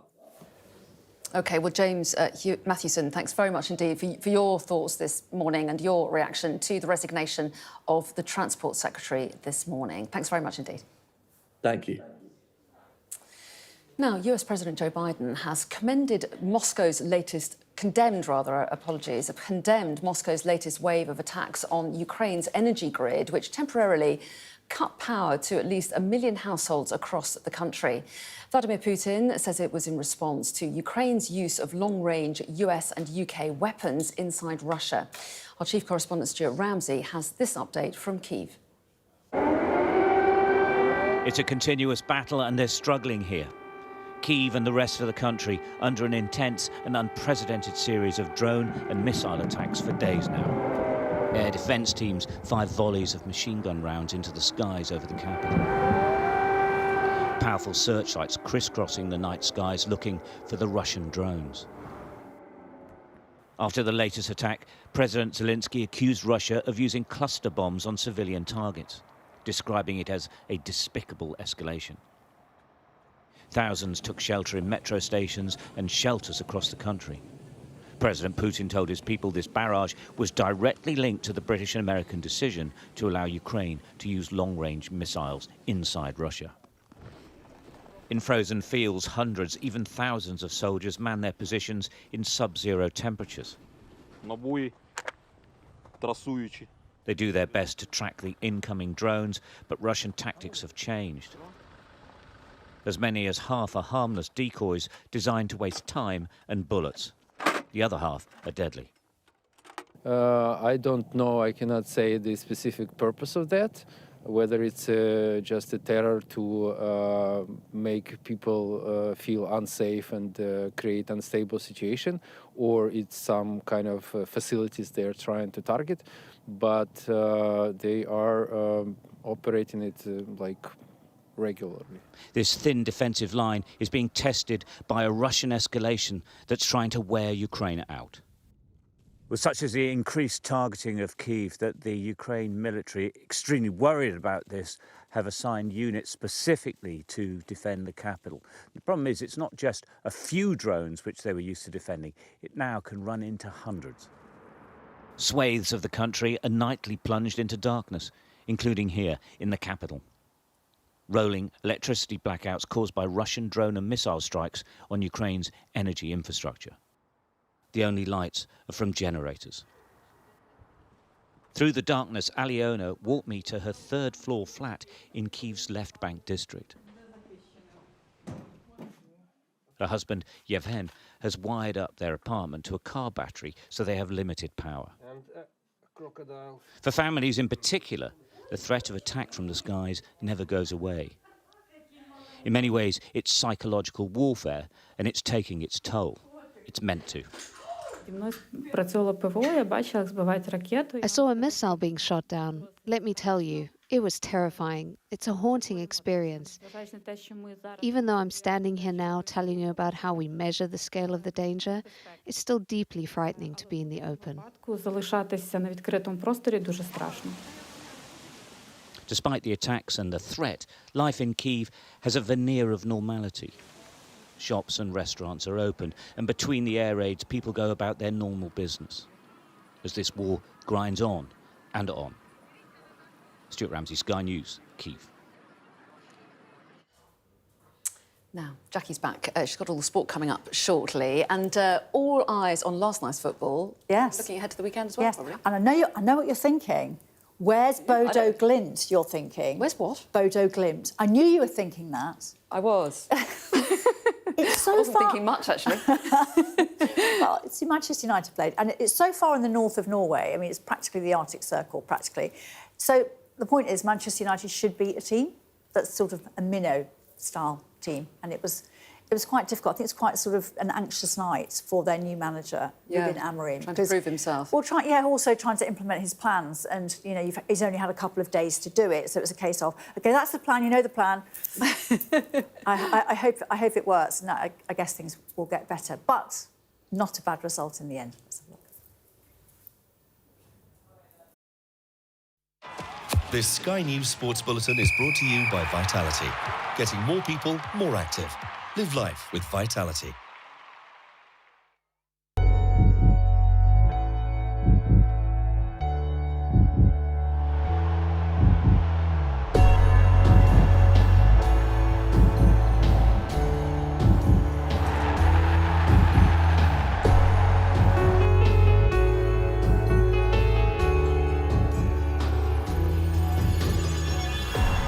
You got more chance of winning the lottery than making it as a professional footballer.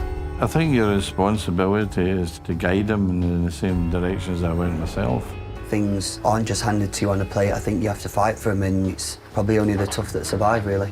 Natural skills is not enough. The impact has to be straight away. Don't let anyone tell you what you can and can't do. If you have that belief, then that's the most important thing. Keep it fun for as long as possible. If you love what you do, you'll be able to get through the tougher times. If you're going to make it as a professional, pressure's coming, so we don't want the kids feeling it prematurely.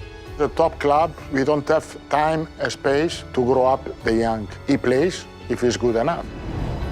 Whether it's playing in the parks, competing in cages, or showcasing skills on the streets, for so many young boys, the dream is to become a professional footballer. But the reality is, 0.06% of them will ever achieve that dream. The stats, newly released after extensive research by Sky Sports, make difficult reading for all those aspiring youngsters. 1.65 million boys play our national sport, but of those, less than 1% of them make it into a club's academy system. From there, just 9% of those go on to make a single professional appearance. At the very top level, in the Premier League, the numbers are even smaller. Only 1.5% of academy players make it there. For those who do, it's a job like no other. For the vast numbers who don't, the reality can be hard to take.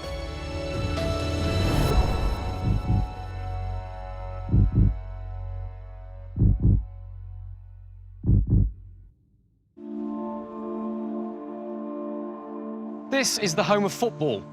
For any young English academy player, the dream is to play here, at Wembley. We know that the journey to get there is incredibly difficult, but what's behind that journey? People know the statistics that so very few players go on to make it as a professional. But what's the truth behind those statistics? And how do young academy players make it to the very top? The starting point for this is to meet a man who wants to know more about academy football. He's spent more than 50 years in the professional game. He had 400 matches as a player and over 1,000 as a manager. It's fair to say he knows a thing or two about professional football.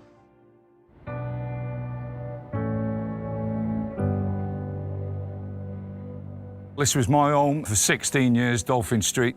Hasn't changed much. 8 of us lived in that house. You can't believe it, can you?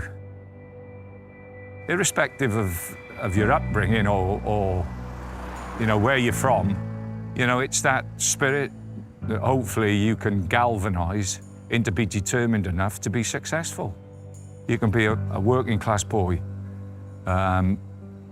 with ambitions. This is Newport Rec. I've spent a lot of my childhood here playing football. Just across the road was Pill YMCA, and I played for them when I was 8, 9 years of age all the way through. My father worked across the road at Whitehead Steelworks. You've got the docks over the far side and the steelworks there, so they were very close together. So Sunday afternoons, there'd be the dockers playing against the steelworkers. There'd be no bibs. The goals would be, you know, coats or whatever that was put down. And, you know, you play 10, 12 aside, 15 aside, 20 aside, as many players could join in as wanted. Spend hours here just playing. Brings back some great, great memories. First and foremost, what is it about academy football that is dominating your thoughts? Well, this Sky News Sports Bulletin is brought to you by Vitality. So I need to brush up on Manchester United's opponents and my Polish. Yes, yes.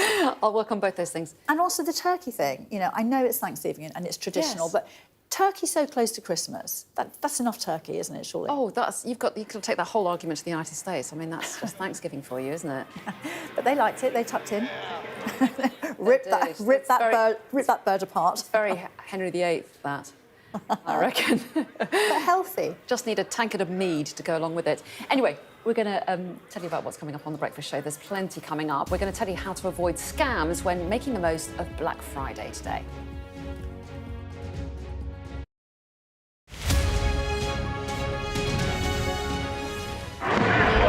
Paris reverberated to the sights, sounds and smells of conflict. There's a focal point to all this anger, and that is Emmanuel Macron. I'm Adam Parsons, Sky's Europe correspondent based here in Brussels.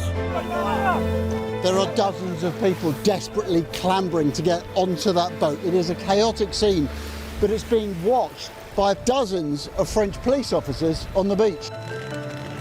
I've reported on migration across Europe, close up on the ground, understanding that sense of desperation and meeting the criminal gangs behind it. This old fishing boat set off from the Libyan port of Tobruk. There were 606 people who were on board. So we've been distributing life jackets to all the people on board this boat, and now the first person is coming on board. This is the ugly side of Italian football. In Italy, everything is really organised. Football's problems with hooliganism, racism were just dormant, and now they're back and they're getting worse. We cover so many countries, languages and cultures and work hard to gain trust to bring you the full story first. Help is slowly reaching these places. It's not just homes, but whole streets like this one that have been reduced to rubble and dust. This is a picture of destruction. Everywhere you look in this mountaintop community, there is absolute devastation. These are the settlers in waiting, keen to start a new life, to annex Gaza for Israel. The least we can do is just kick them out of our land. Gaza, which is just 2 miles in that direction, is under attack again. Getting the chance to tell people's stories, it's a privilege.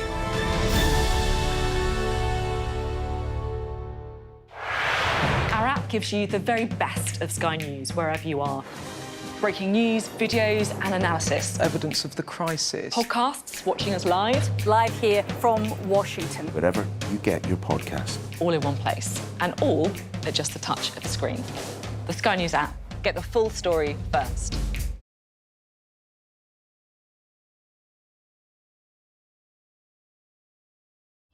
We arrive. A secret hospital hidden in the Myanmar jungle, treating the victims of this bloody war.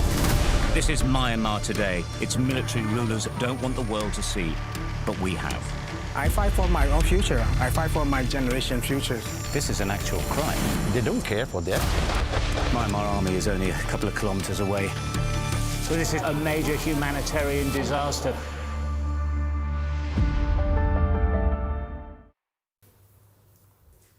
So we're going to talk about Black Friday now. I don't know if you've done any early Christmas shopping. Nothing, absolutely nothing. Nothing? No, zilch. Jackie, Yeah, have I'm you nearly done some? finished.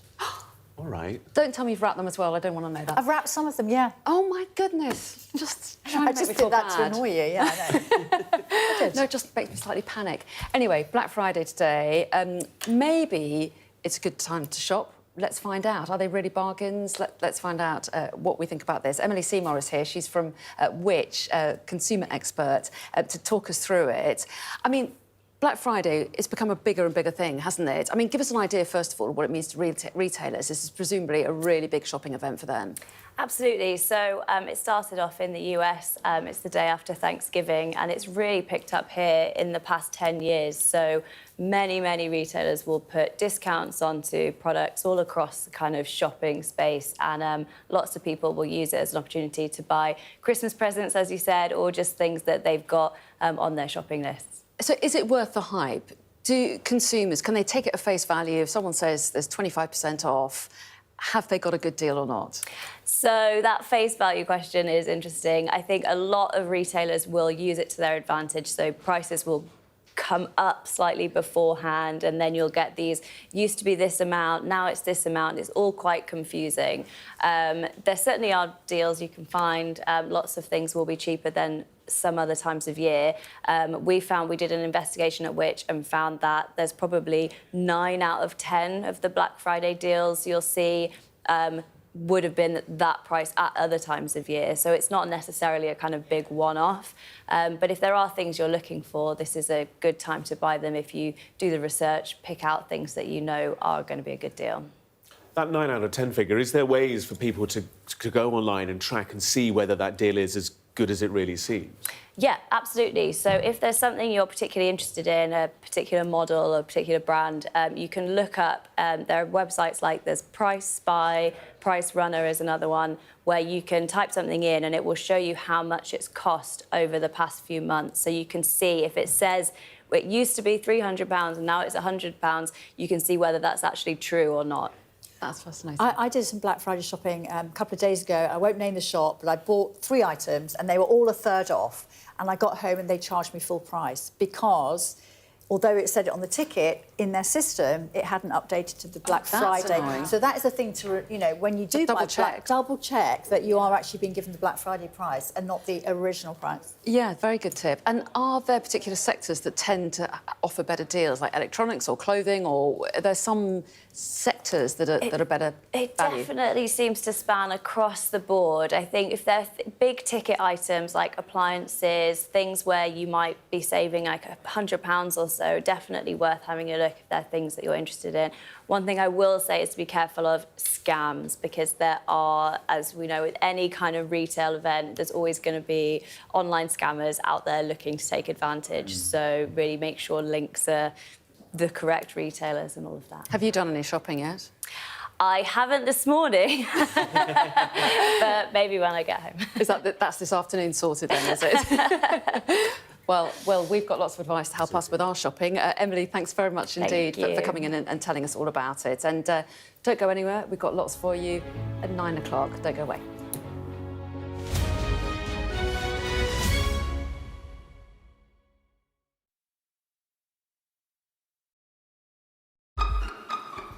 We've got your Sunday mornings covered.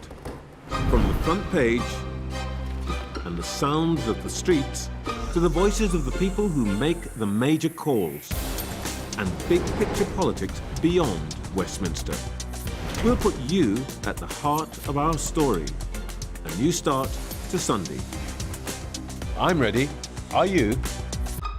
Join me, Trevor Phillips, Sunday mornings on Sky News.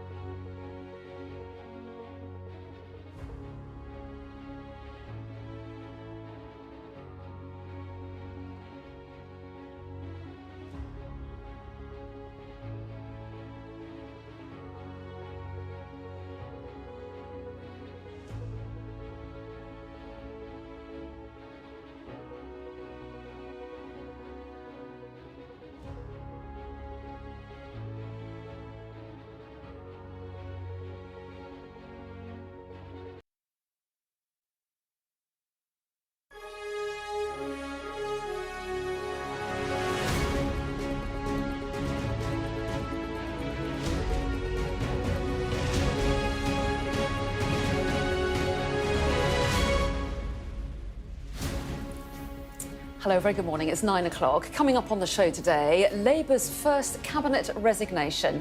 Transport Secretary Louise Haigh stands down after Sky News revealed that she'd pleaded guilty to an offence in connection with misleading the police. Meanwhile, MPs begin the debate on assisted dying this hour ahead of a historic vote that could transform the way the state handles death. Plus, I'll be bringing you the latest in the sports world with plenty of action overnight, including a first win for Ruben Amorim at Manchester United. It's Friday, the 29th of November. The Transport Secretary says she remains committed to Labour's political project as she steps down from the Cabinet. For the first time in nearly a decade, MPs will vote on whether terminally ill adults will have the right to choose to end their own life.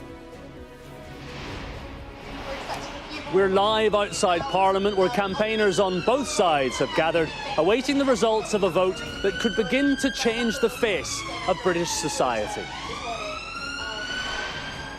Also today, voters will head to the polls in the Irish general election. Plus, MasterChef star Greg Wallace speaks for the first time after he's accused of inappropriate behaviour and sexual comments.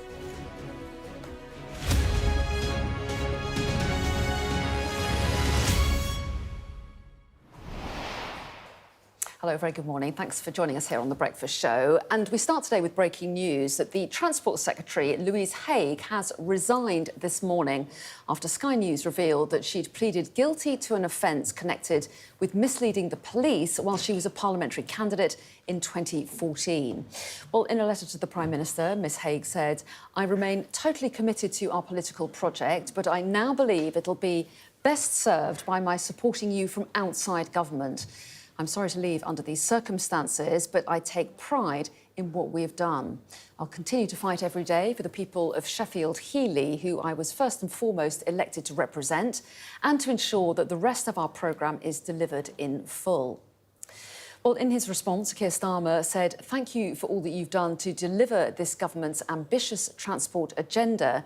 You've made huge strides to take our rail system back into public ownership through the creation of Great British Railways, investing £1 billion in our vital bus services and lowering costs for motorists. I know you still have a huge contribution to make in the future." Well, our political correspondent Rob Powell broke this story last night, and less than 12 hours later, she's gone. Yeah, very quick developments. I think on the face of it, I guess the reason why she has gone seems obvious.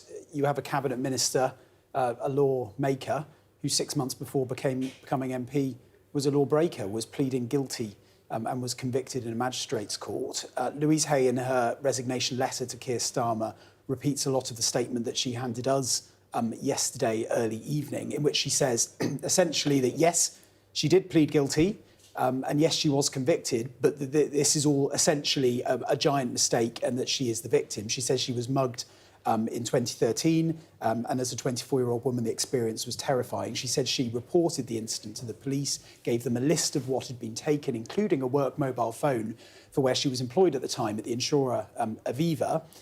But then she says that she later established that actually the work mobile phone had not been stolen, that she found it, and that when it was switched on, that essentially set an alert off, which led to police investigating. She was given advice from a solicitor not to comment. She was then advised by a solicitor to plead guilty, but she says she regrets listening to that advice now. So she is saying, yes, I was convicted, but that the circumstances were different, and she's resigning to not be a distraction. And very uncomfortable for the Prime Minister to lose a senior cabinet minister so early on in government. And the Tories say that Starmer has questions to answer. Look, we understand Keir Starmer knew about this, that he knew about this when he appointed Louise Haigh to the shadow cabinet when he became Labour leader, that he knew about this when he appointed her to the cabinet after they won the election in July. So it's no surprise that we have people like James Cleverly, the Tory party chairman, as well, Nigel Huddleston, posting online this morning saying there are still questions for Keir Starmer about why he believed it was OK to put someone in cabinet that had a conviction like this, albeit one from 10 years ago that was now classified as spent. I think we now look to who he chooses to replace Louise Haigh with. The political context to this is interesting. She's someone that a month ago became the first cabinet minister to be publicly rebuked by the Prime Minister after she made some comments about boycotting P&O ferries that led to a £1 billion investment being temporarily shelved. Keir Starmer had to issue a statement there saying that her comments were not the position of the government. She's someone who has connections to the former Downing Street Chief of Staff, Sue Gray, as well.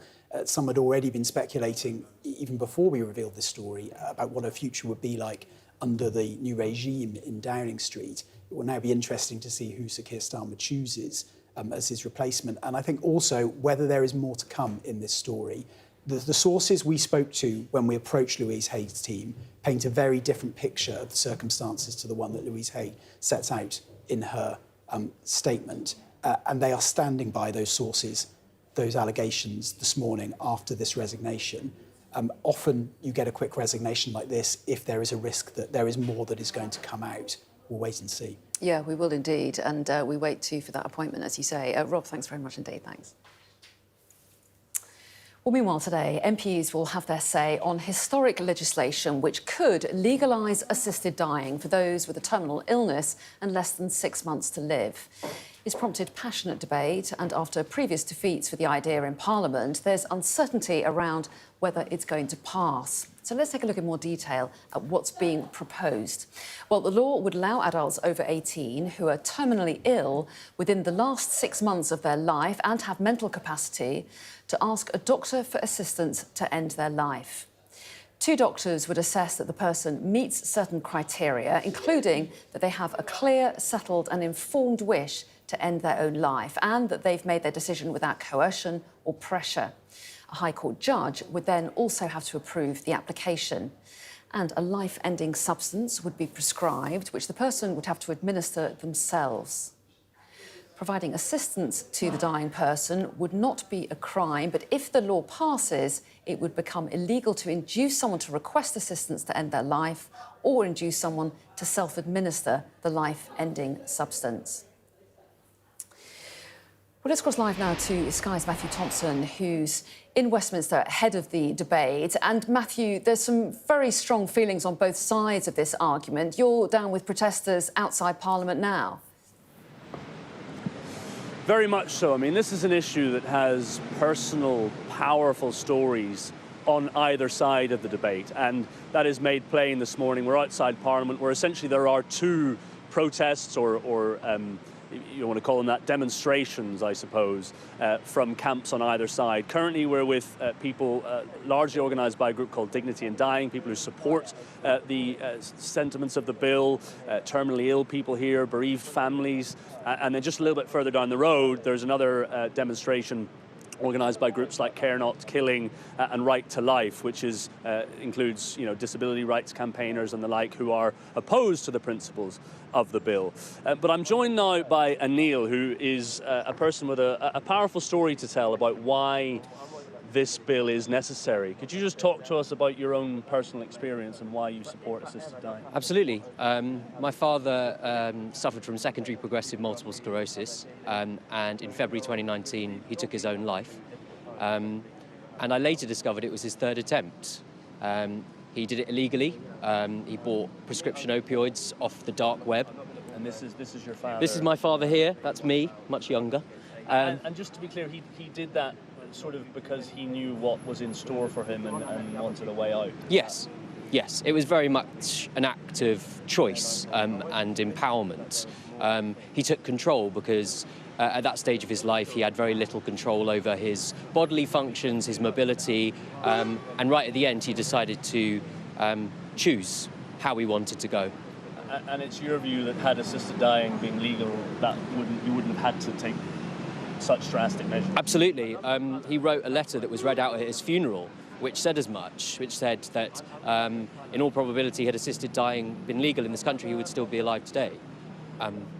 What do you say to concerns? Look, obviously there are people who oppose this bill for a host of reasons, but there are people who support the principle of assisted dying. I'm thinking of groups like Liberty, for example, the Human Rights Campaign Group, who support the principle but oppose this bill because they say it hasn't had enough scrutiny. It won't get enough scrutiny given that it's what's called a private member's bill going through Parliament. Do you have any truck with those objections? No, I don't. I really refute that argument. I think that this is the safest, most robust assisted dying bill proposed anywhere in the world. It closely follows the Oregon model, which in the US has never expanded beyond the initial definition of terminally ill, mentally competent adults with 6 months or less to live.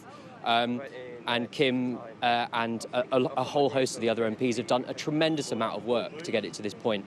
And now is the time. Dying people need choice now. They don't need it tomorrow. Thank you ever so much indeed. Thank you. Well, you can hear just one example. I mentioned powerful stories. That's just one of them. There are plenty on the other side as well, and we're bringing many more of them to you throughout the course of the day. Matthew, thanks very much indeed. Well, let's bring in our political correspondent, Amanda Acas, who's here with me. So talk us through what happens today in Parliament, and is this bill likely to go through?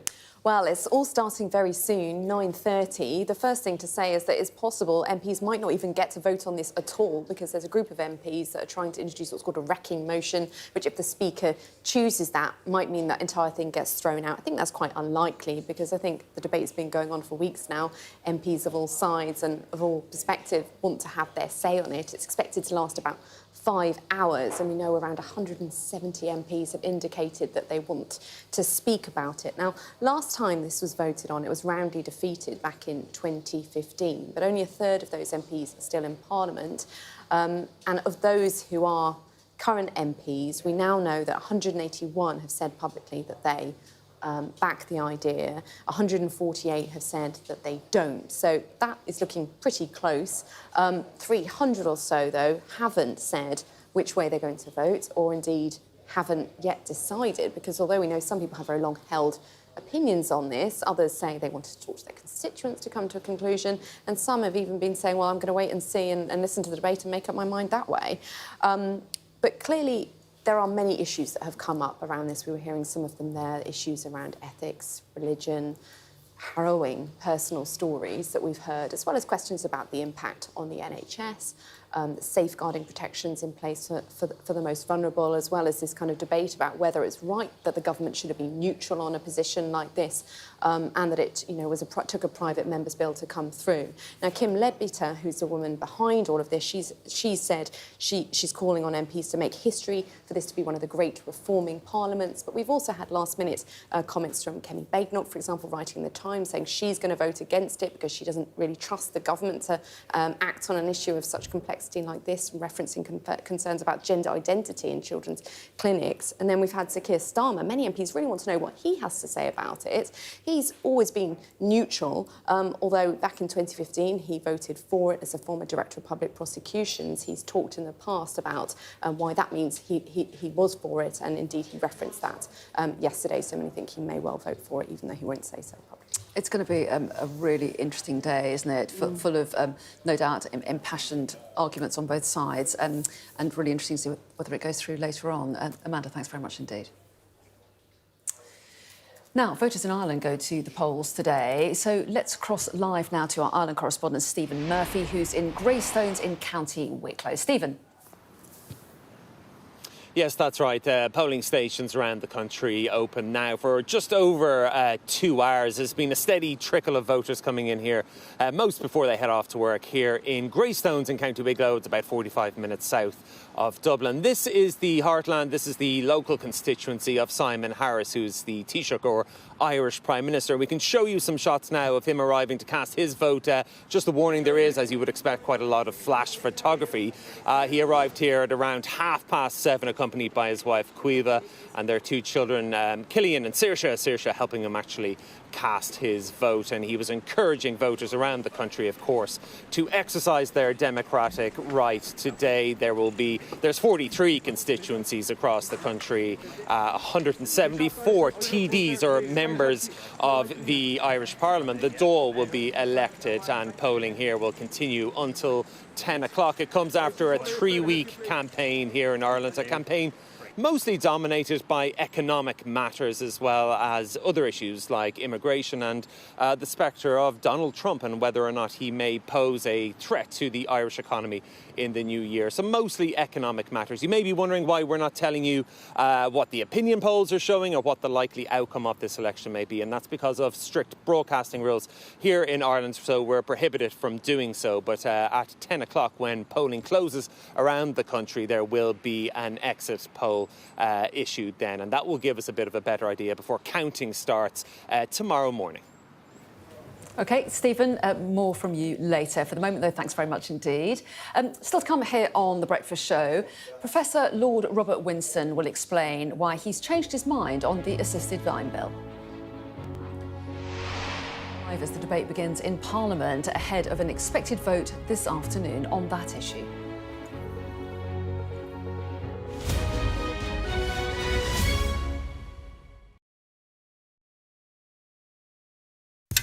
What's it like doing this kind of stuff when he's not here? Yeah, I miss him. He just inspired me to be a better person. He's shown us what living looks like in the toughest and most difficult of circumstances. I'm Greg Milam and I'm Sky's Chief North of England correspondent. Mandatory evacuation, you must leave! For many people, Harvey is far from over. People here believe the water will be this deep for weeks. I've reported from around the world and around the UK. It isn't what politicians see from election battle buses, but what ordinary people see from the buses that shape the timetable of their lives. I feel like there's no trust between the people and the politicians. Labour's going to get in definitely, and they're no better than the Conservatives. It is almost impossible to predict where these fires will go next. Ida has certainly left its mark on New Orleans. It just feels heartbreaking. Cartels in Mexico are flooding America with the drug. We are standing on the supply line right into the heart of America's opioid crisis. This gives you an idea of the strength of those winds, strong enough to bend and twist metal. Sky News, the full story first. Christchurch has been changed forever by what happened here. There was a river of blood coming out of the mosque. That's a scene that you don't forget. Are you trying to run me over, Sir Philip? No, go away. Look like it, sir. Will you respond to those who made accusations, Sir Philip? Can you go away? Very good morning to you all. Morning. Do you regret the tweet, Gary? There's no sign, publicly at least, of either side being willing to give ground. Brianna's dad told Sky News what he thinks of them. If I'm honest, I hate them. They're just evil. They'll always be monsters. Free wherever you get your news. How do you reassure the public that all of these mistakes wouldn't be made again? God forbid we should have to do this again. We arrive. A secret hospital hidden in the Myanmar jungle, treating the victims of this bloody war. This is Myanmar today. Its military rulers don't want the world to see, but we have. I fight for my own future. I fight for my generation's futures. This is an actual crime. They don't care for that. Myanmar army is only a couple of kilometres away. So this is a major humanitarian disaster.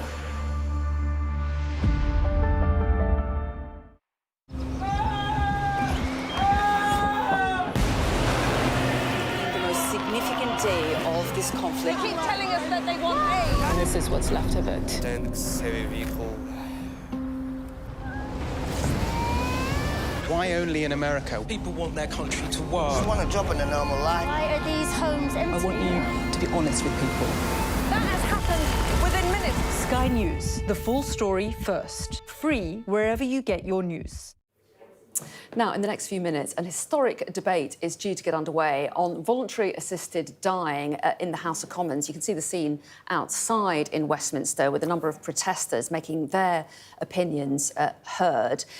Beth Rigby, our political editor, is here with me. Beth, this is a really big day, isn't it? Oh, goodness, Anna, it really is a big day. I mean, the assisted dying bill, this legislation has been brought back to the House a number of times over the past 15 years. The last vote was nearly a decade ago.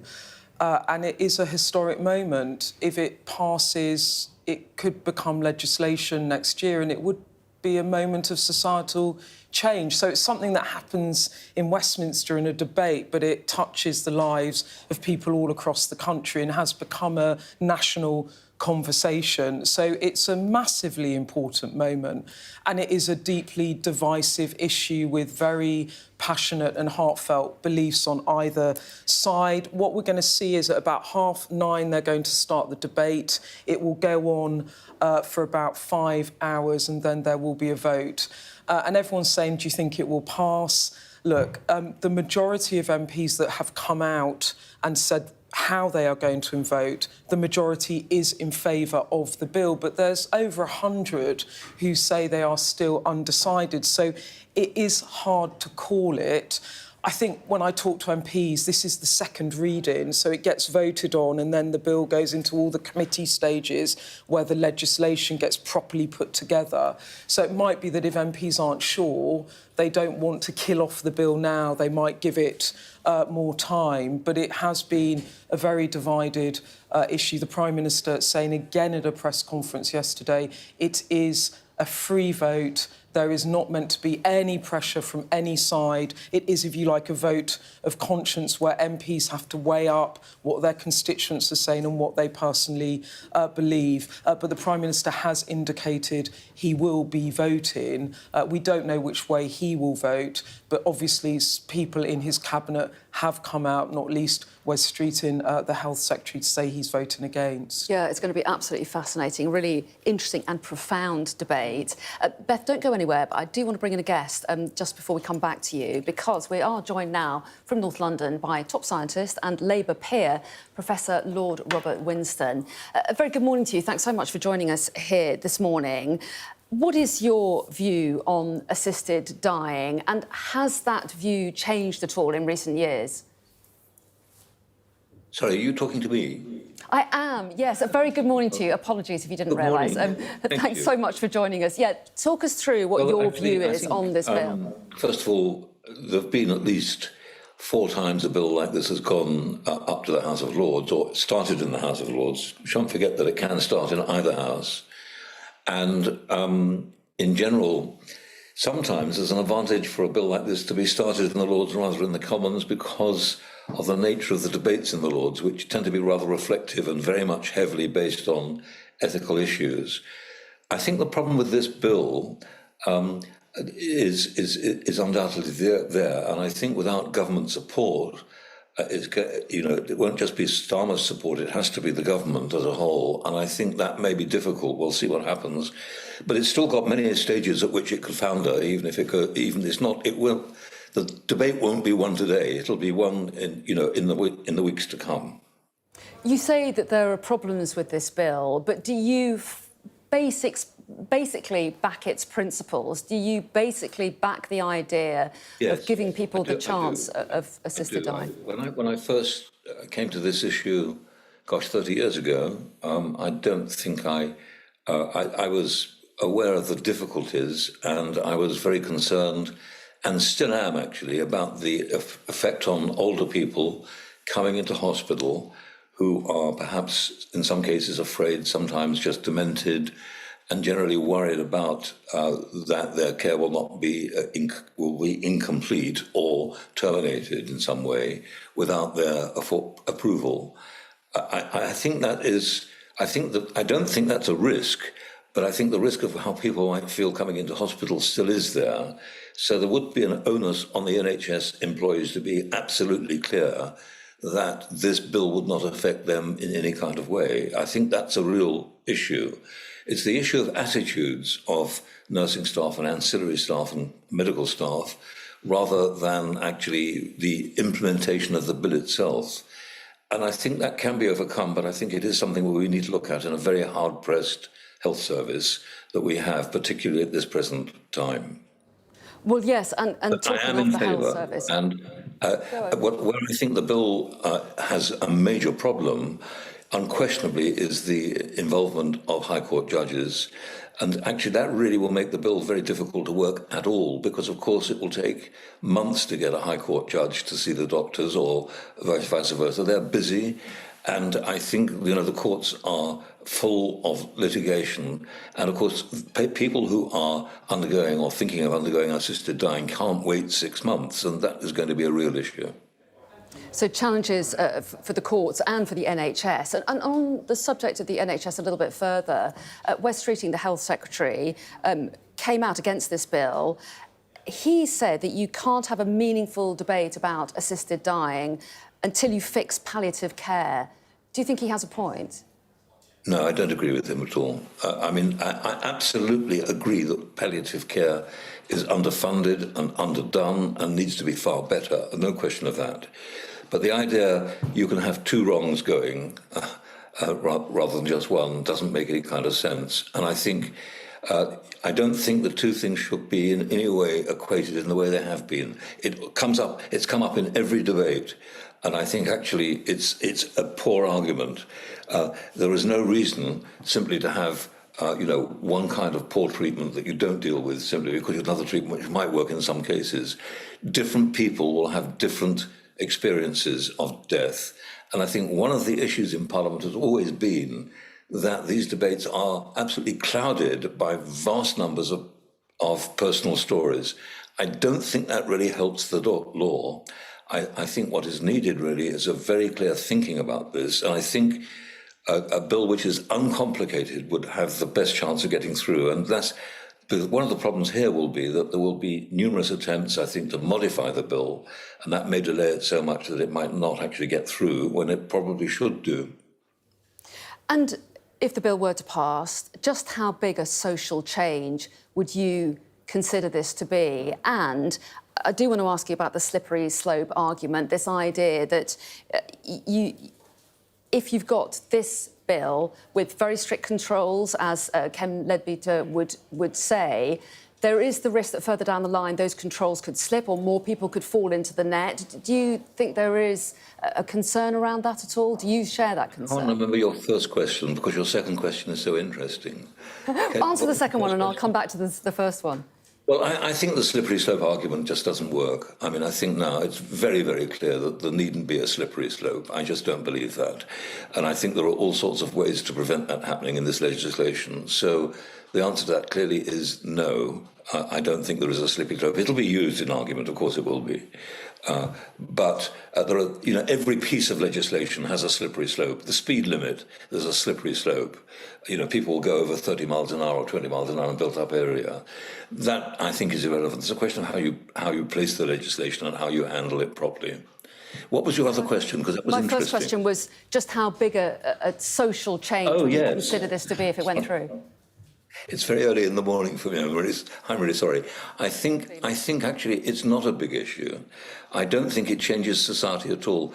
Look, this legislation has gone on very satisfactorily now in many different countries on different continents, both in North America and South America, and of course in Europe as well. And increasingly, I think most people see this as a humane bill, which actually doesn't damage humanity, but might actually promote our humanity, because, of course, this is a very individual situation. And I think actually one of the issues partly is that Parliament has to be very careful about having a light touch here, because I think you can make this sound much more important and much more terrible than it really is. And I think that's one of the big issues. Well, Lord Robert Winston, we really appreciate your time and your thoughts this morning ahead of this really important debate. Thanks very much indeed for joining us this morning. My pleasure. And our political editor, Beth Rigby, is here with me listening in. And it's so interesting, isn't it? I've spoken to people on both sides of the debate this morning, including Esther Rantzen, obviously, who some people say kicked off this whole debate. Well, she did, didn't she? Because she actually asked the Prime Minister about it, and then he committed to bringing forward legislation. Of course, it's been done through a private member's bill, but the genesis was Esther Rantzen. She has terminal lung cancer. I also talked to the Bishop of London, who's against this, and now Robert Winston, who's got quite a nuanced view. I mean, he's essentially against the idea of assisted dying, but he does say there are certain issues that he would like looked at, and it just shows you just how a complicated decision this is for so many people. Yeah, and also that was such an interesting interview. I mean, I sort of... There's many people that would have a different view to Robert about kind of the enormity of it in the sense of societal change, and there have been other people that have likened it to a moment like the Abortion Act in the 1960s or the introduction of gay marriage, where there is a moment where there is a change in the rights we have in our lives, and that does bring about societal change. Now, Robert was saying, of course, there, Lord Winston, well, it might only affect such a small amount of people. He doesn't see it like that. But when you look at what the public appetite is, the majority of the public are in favour of assisted dying. But, Anna, you are right. It is so divided because people on both sides see pros and cons. So the arguments for is personal autonomy, relief of suffering, that people are doing this anyway and they're having to either take their own lives or they're having to travel to other countries. And then the arguments against her, as you were talking about, the slippery slope, concerns that safeguards will be protected and proper and people won't be abused, that people won't feel that they're a burden and feel that they need to opt for this when they are in the final stages of their life. There are concerns from disabled people. Some disabled campaigners have been worried about what that might mean for disabled people. So it is very emotive and divided. I think the thing I would say about it is, having spoken to people in government, and particularly around the Health Secretary, Wes Streeton, I think if the bill does pass, there will then be an effort to make sure that there is enough work and attention put into the legislation to try and get it into really good shape. So I think if the bill passes, at that point, you know, Wes Streeton and the Health Department, people, you know, they will move behind it to try and make the legislation as good as it can be. Yeah, and is it quite awkward that as Health Secretary he's spoken out against it, and also the Justice Secretary as well has spoken out against it, and yet they would be crucial in making it work? That has caused a lot of consternation within government, not least, I think, privately from the Prime Minister himself, because he has been at pains to say that this is a free vote, that MPs shouldn't feel that they should vote in any other way apart from their conscience and the decision that they take, perhaps taking advice or listening to the arguments being made to them by the constituents that they represent. But Wes Streeton did say he was opposed to it, as did Shabana Mahmood, the Justice Secretary. Other Cabinet ministers, such as Liz Kendall, the Work and Pension Secretary, have come out in favour of it. I think there was a sense in government, Simon Case, the Cabinet Secretary, he's, if you like, the top civil servant that kind of runs the rule book over the Cabinet, had said in a letter that Cabinet ministers should sort of remove themselves from the debate. So, yes, those interventions have been controversial, but I think if the legislation passes second reading today, and then, as I said, it goes through to committee stage and report stage where the bill is worked on, that at that point there will be an effort from government to try and affect that bill in a way that it kind of answers some of these concerns and tries to get it into a shape where it will be voted potentially through or not. I mean, the point of this, Anna, is that this is the second reading of the bill and it has to pass the third reading, the final reading, to be legislation. So this, if you like, if it passes today, it's not the end of the story. It's actually the beginning of this debate that Kim Leadbeater has triggered, and it will continue. Harriet Harman and Ruth Davidson, I've been talking about it in our Electoral Dysfunction podcast, and what they were saying yesterday, they both want it to pass, was that they think that if it does fall, it will be another decade before it comes back again. You remember it was voted on in 2015. At that time, actually, Ruth Davidson, the former leader of the Scottish Conservatives, she voted against it. She is now in favour, as is Lord Cameron, David Cameron, who again voted against it in 2015, but is now in favour. We can hear actually a piece from your podcast. I think it's Harriet Harman speaking. Well, it is a huge moment, and it's about individual choice. It's about whether you are allowed by law to choose the time of your own dying. And I certainly personally want that for myself. Usually I look at these votes in the bigger picture situation, but I feel very personally about this because I would like to be in control, if that's necessary, towards my own death. So I'm really hoping that they do vote to allow it and not to deny me that choice. Even if they don't want to have an assisted dying, I would like the possibility of it. So, Harriet Harman, talking to you on your podcast, what about the Prime Minister himself? I mean, do we know how he's going to vote for sure? My instinct, and I say this without... I'm not saying it because someone secretly told me something. I think he will vote for it. I think he's voted for it in the past, and he has made a point that he, as Director of Public Prosecutions in the past, looked at every single case around this. I personally think he will vote for it, but that's just my hunch, Anna. But look, you can see the Commons there, 5 hours of debate. We don't have a list of who's going to be called. It could be up to 170 MPs that speak, and there's also an amendment that we're wondering whether the Speaker will call, which is effectively a record amendment. So let's listen in. Help manage expectations about business today. More than 160 members have indicated that they wish to speak in the first debate. It is not customary to impose a speech limit on private members' bills, but I hope speakers, after both the member in charge of the bill and the speaker after that, will restrict themselves to about 8 minutes in the first instance, and that includes taking interventions. The Chair will review the guidance as the debate progresses and may need to ask for shorter speeches to enable more members to contribute. I should make it clear that the Chair retains the right to impose a formal speech limit, but I would rather colleagues help each other. At about 2 p.m, I will call front benchers to make their comments, and then we will move to end the debate. I've got to manage the expectation.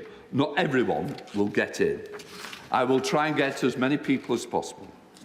So it's important that this debate, it is one of the most important debates this House has had.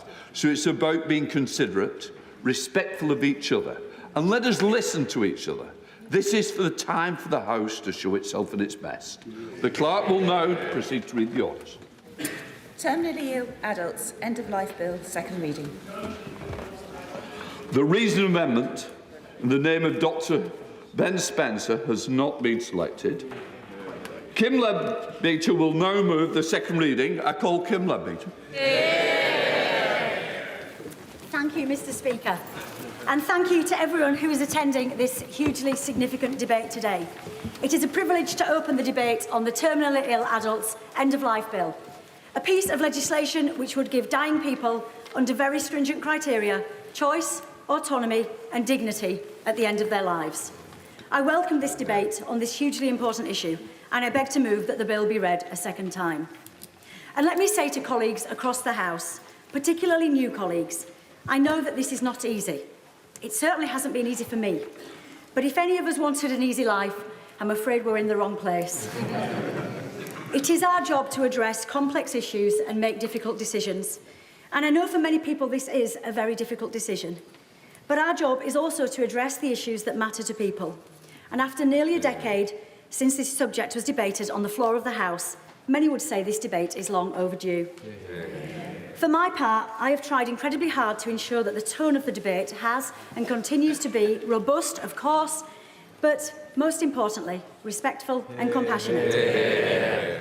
And I am pleased that for the most part that has been the case.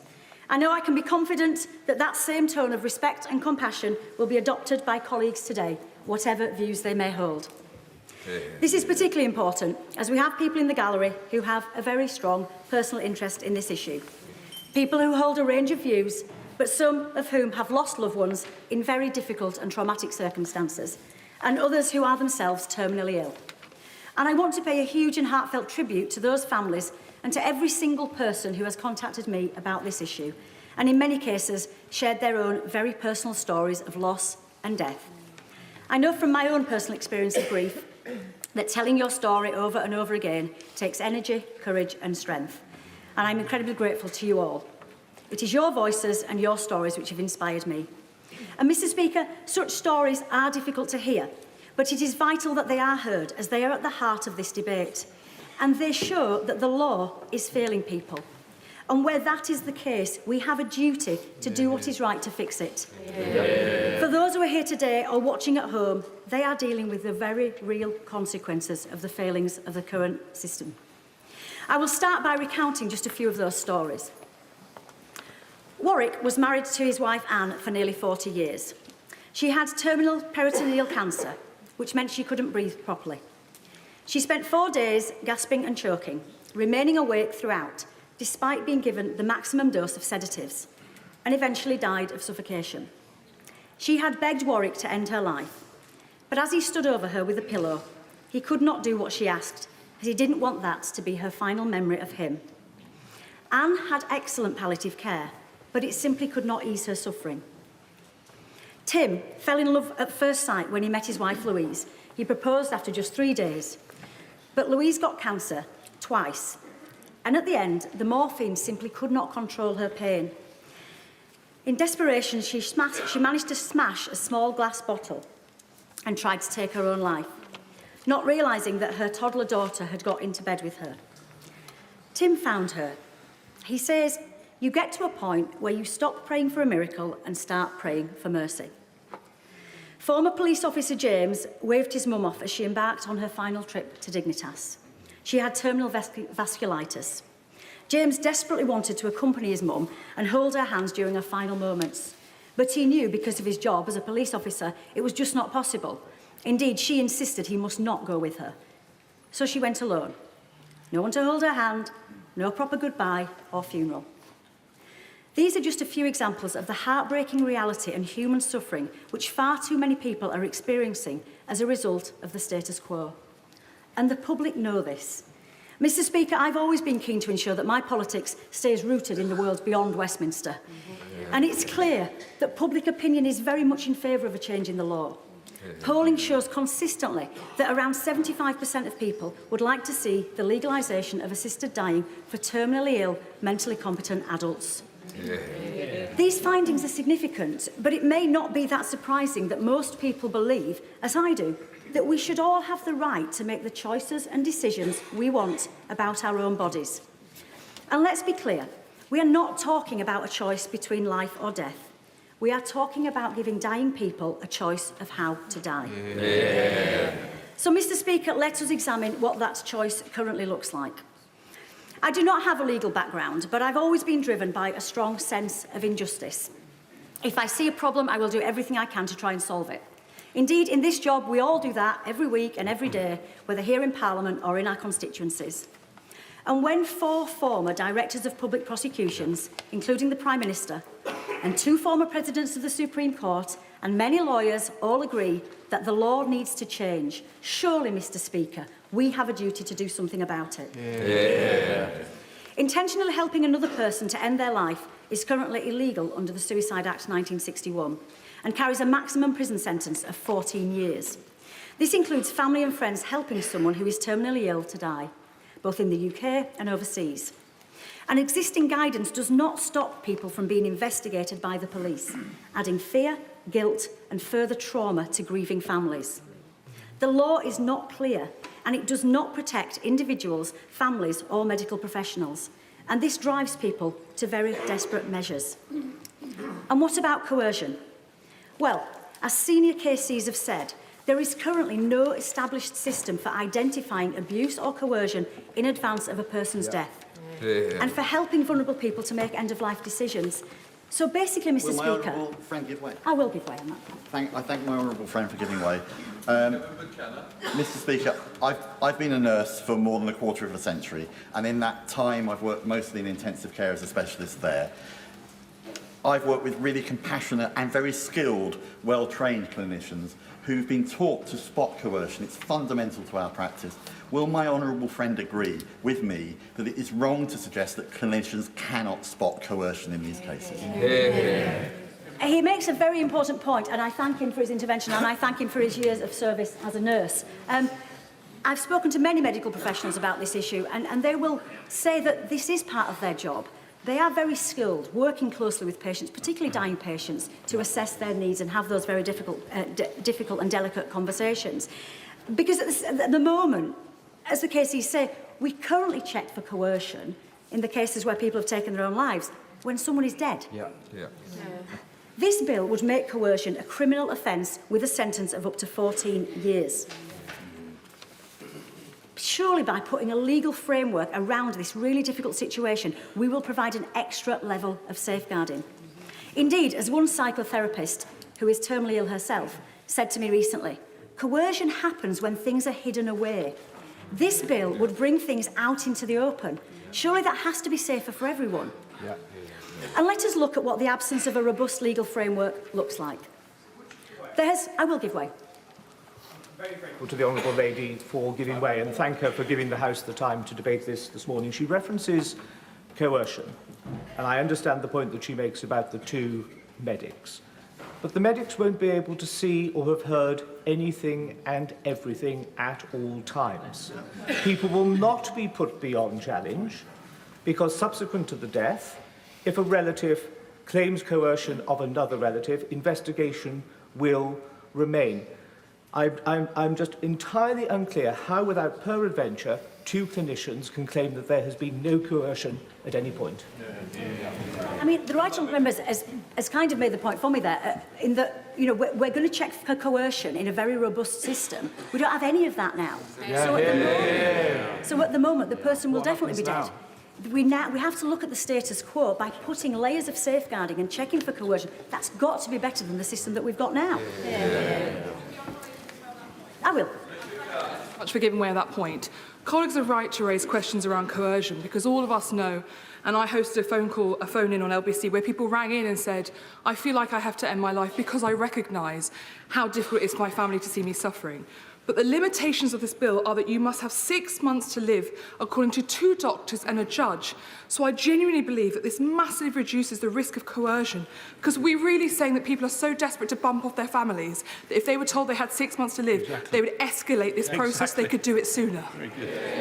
She makes an excellent point. You're absolutely right. And the very strict criteria within the bill add extra layers of safeguarding, again, which we just don't have at the moment. Would my honourable friend give way? I will. I really appreciate my honourable friend giving way and have the deepest respect for my honourable friend. But one thing that really concerns me is societal or systemic coercion. Elderly people in our society pay thousands of pounds per month at the moment to be in care homes. What reassurances can my honourable friend give me that an elderly person in a care home who's been given 6 months to live, won't privately feel themselves, I'm a burden, I've been given 6 months to live. If I end my life now, I can save my family between £25,000 and £55,000. It really concerns me. Well, again, as I've said already, at the moment we have no idea whether that person would take action because we're not having those conversations. We're putting this out into the open, getting 2 medical professionals involved, getting a High Court judge involved. And actually, evidence from other jurisdictions shows very clearly that coercion tends to happen the other way. What tends to happen is families are saying to the person who might really feel that they want to take the choice of an assisted death, they try to stop them from doing it. I'll take one more intervention. For giving way. Isn't it the case that the conversations that the patients will have with the doctor will bring out exactly whether somebody has been coerced or whether actually somebody is suffering intolerably? This is, of course, the criteria. It's a suffering. It's not whether somebody worries about that they're a burden. I agree, absolutely. And those conversations that are just not taking place at the moment are very important. I'll make some progress, if I may, Mr. Speaker. There's quite rightly been a lot of discussion about palliative care in recent weeks, and I'm convinced that a significant amount of that discussion would not have taken place without the introduction of this bill. It's a long overdue conversation, and I'm very pleased to see it happening.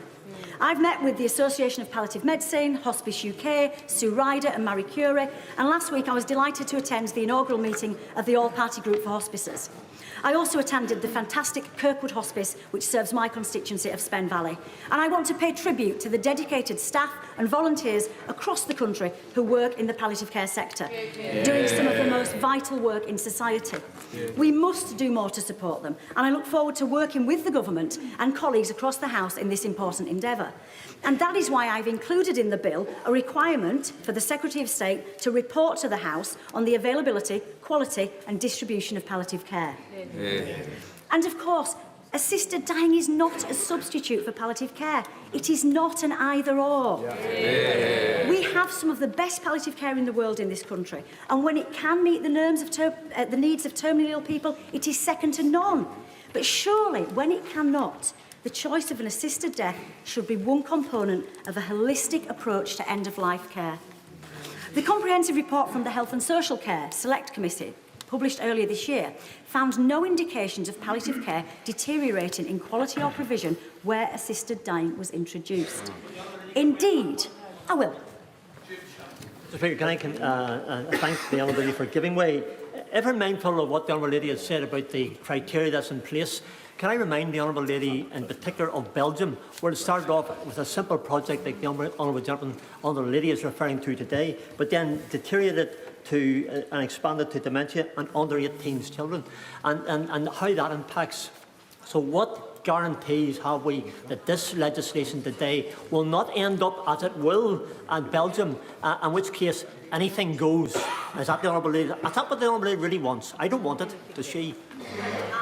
The Honourable Member for his intervention. But look, let's be very, very clear.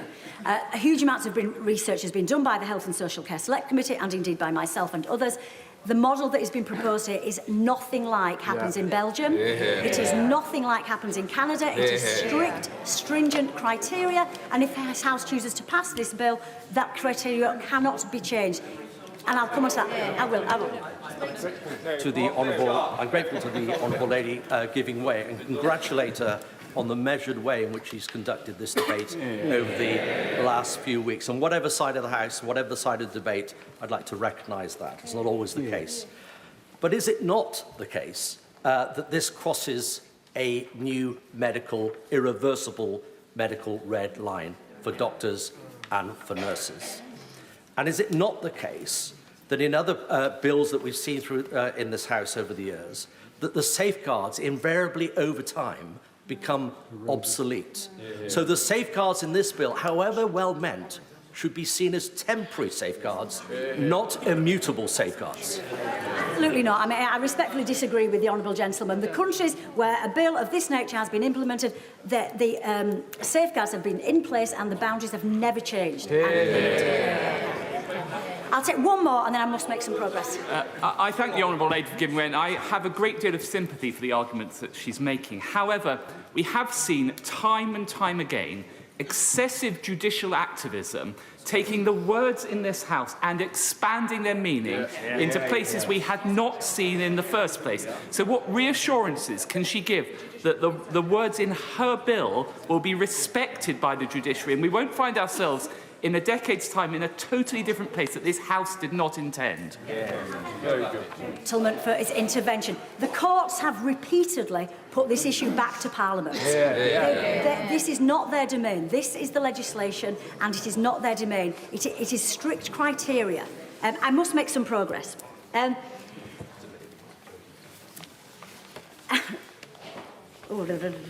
So, coming back to palliative care, Mr. Speaker. In those situations where pain simply cannot be managed, the result is deaths which are so horrific that the person themselves can spend hours and in some cases days in unimaginable pain as they die. And I want to bring the debate back to the issue we are trying to solve. And for their loved ones, no matter how many joyful and happy memories they have, they also have the trauma which comes from watching someone you love die in unbearable agony and fear. And that memory stays with them forever. Rebecca's mum, Fiona, developed metastatic brain cancer at the age of 69. She had very good palliative care, but her pain could not be managed and she died begging and screaming for assistance to end her suffering. Her family and the medical team treating her cried beside her bedside as it took her 10 days to die. Lucy's husband, Tom, was 47, a music teacher with a young son. He had bile duct cancer, which obstructed his bowel, resulting in an agonising death. Tom vomited faecal matter for 5 hours before he ultimately inhaled the faeces and died. He was vomiting so violently that he could not be sedated and was conscious throughout. Lucy pleaded with the doctors to help. The doctor treating him said there was nothing he could do. His family say the look of horror on his face as he died will never leave them. Lucy now has PTSD, which is quite common for families who lose loved ones in such harrowing circumstances. Will my honourable friend give way? I look. Thank you. I thank my honourable friend for the powerful and moving recollection of stories she is giving. A constituent of mine watched her mum suffer from pancreatic cancer. Unable to keep any food down, she basically starved to death. Does the honourable member agree with me that this is no way to see a loved one die? Does she also feel that we did not come into this place to shy away from difficult choices, but to listen to our constituents and to make better laws for everyone? I thank my honourable member for her intervention, and I'm so sorry to hear that story from her constituency. But I know that we all have stories from all our constituencies. And she's absolutely right. We are here to make difficult decisions. But in terms of the example that she gives, I have been astonished by the number of people who have been in touch with me to tell me about their terminally ill loved ones who have starved themselves to death out of desperation, something which takes far longer than you may imagine and is just horrific for everyone involved. And this is currently legal, and doctors are required to assist the patient through this agonising process. How can we allow this, but not a compassionate and humane assisted death? If you... Alan. Thank you so much. Can I join the honourable member opposite in commending her for the way that she's made sure that this binary debate has not been a polarising one. However, I started the debate where she is just now, and she mentioned stories. The things that have moved me in this debate to opposing this bill today is that I've also heard stories of disabled people who have had do not resuscitate put onto their medical records without their permission, of them being stopped by strangers in the street and being told you would be better off dead. And I know she will say that we are dealing and voting today on the specifics of her bill, but we're also voting on a principle. And would she agree with me that there should be a precautionary approach to this? And does she honestly believe that the process of this is giving us the time to be sure that we would be making the right decision? The honourable member for his intervention, and I will come on to some of those points further in my speech. But let's be very clear, the title of the bill is terminally ill adults. It is not disabled people, it is not elderly people, as someone else referenced. The criteria are very, very clear. And I come back to the status quo, which is the problem that we're trying to address. If you want to avoid the trauma of some of the harrowing circumstances I've described, you can have an assisted death, just not in this country. If you have £10,000 or £15,000, you can make the trip to Switzerland or elsewhere. But because of the current legal position, it is often a deeply distressing and very lonely experience, shrouded in secrecy, with people feeling like criminals as the fear of prosecution hangs over them. Ilana's husband, Crispin, had late-stage MND. He was paralysed, and Ilana is a wheelchair user herself. But at his request, she took him on what was a traumatic and difficult journey to Switzerland. She describes the intense stress and anxiety she felt due to the total secrecy of their plan. And we can only imagine what the journey home was like, on her own, with an empty seat beside her. And of course, Mr. Speaker, there are those terminally ill people who take matters into their own hands. Gareth's father, Norman, served in the Welsh Guards. He was a strong man, but his final 5 years were full of pain and discomfort. He had prostate cancer, which he lived with for 15 years. He was given good initial hormone therapy and chemo, but the cancer spread everywhere, and the pain could not be eased. And one day, when it all became too much, he went into his garden with the gun he owned and shot himself. Gareth's sister rushed to his house and found him. Gareth said his father just wanted the pain to stop. And there is Peter from Murfield in my own constituency. Peter stopped me in a car park a couple of weeks ago to tell me the harrowing story of his beloved wife, who was diagnosed with metastatic cancer, aged 52. The treatment was ineffective and her symptoms were unbearable. She took an overdose of her medication and Peter found her and took her to hospital. She recovered and he brought her home. But the following day, she made another attempt to take her own life, in a way which is too awful to describe. Peter found her dead, and he spent the next 8 hours being questioned by the police. It's estimated that over 600 terminally ill people take their own lives every year. Often, patients will store up medication. 33-year-old Josh from Huddersfield went to coach his local kids' rugby team one Saturday and came back to tell his mum all about it. He found her dead. Lisa, who was terminally ill, had stored up her medication and taken her own life. And of course, there is our former colleague, Paul Blomfield, the previous MP for Sheffield Central, who has campaigned tirelessly on this issue since his dad, Harry, took his own life alone in his garage in 2014 after being diagnosed with inoperable lung cancer. And language matters. Harry was not suicidal. He loved life, but he had watched too many of his friends have lingering, degrading deaths, and he did not want that for himself. But like the others, he couldn't tell Paul and his family of his plan, as they would have been complicit and could face prosecution. And how many precious days and weeks did Harry miss out on as a result of having to take action while he was still physically able to do so? Hearing these stories is not easy, but it's important that we do. On that point, my right honourable friend. I will. Thank you. I thank my honourable friend for giving way. What I've really been struck by in recent weeks, listening to members across this House, is that there is a clear agreement that the current situation is neither sustainable nor dignified. Almost everyone in this House agrees that the status quo is unacceptable in terms of dignity, in terms of palliative care, and in terms of end of life. So seeing this, does my honourable friend agree that today's debate is about how we depart from this unacceptable situation? Good morning, it is 10 o'clock. You're watching Sky News. We're now live in Westminster as MPs debate and vote on whether to legalise assisted dying in England and Wales. It's the first attempt to change the law in almost a decade after it was voted down by MPs in 2015. Well, that debate's just started. The vote's expected to be around 2 p.m. today. Kim Leadbeater, the MP who proposed the bill, is speaking in the Commons right now. Let's take a listen. Voices in this debate are, of course, those of people who are currently living with a terminal illness. Having a terminal diagnosis is perhaps one of those situations where it's very hard, if not impossible, to know how you would feel. I have met many terminally ill people over recent weeks, and every one of them is in my thoughts today. Sophie, who is here today, was diagnosed with stage 4 secondary breast cancer, which has spread to her lungs, liver and pelvis. She is allergic to opioids, so she knows that her pain is very unlikely to be able to be managed.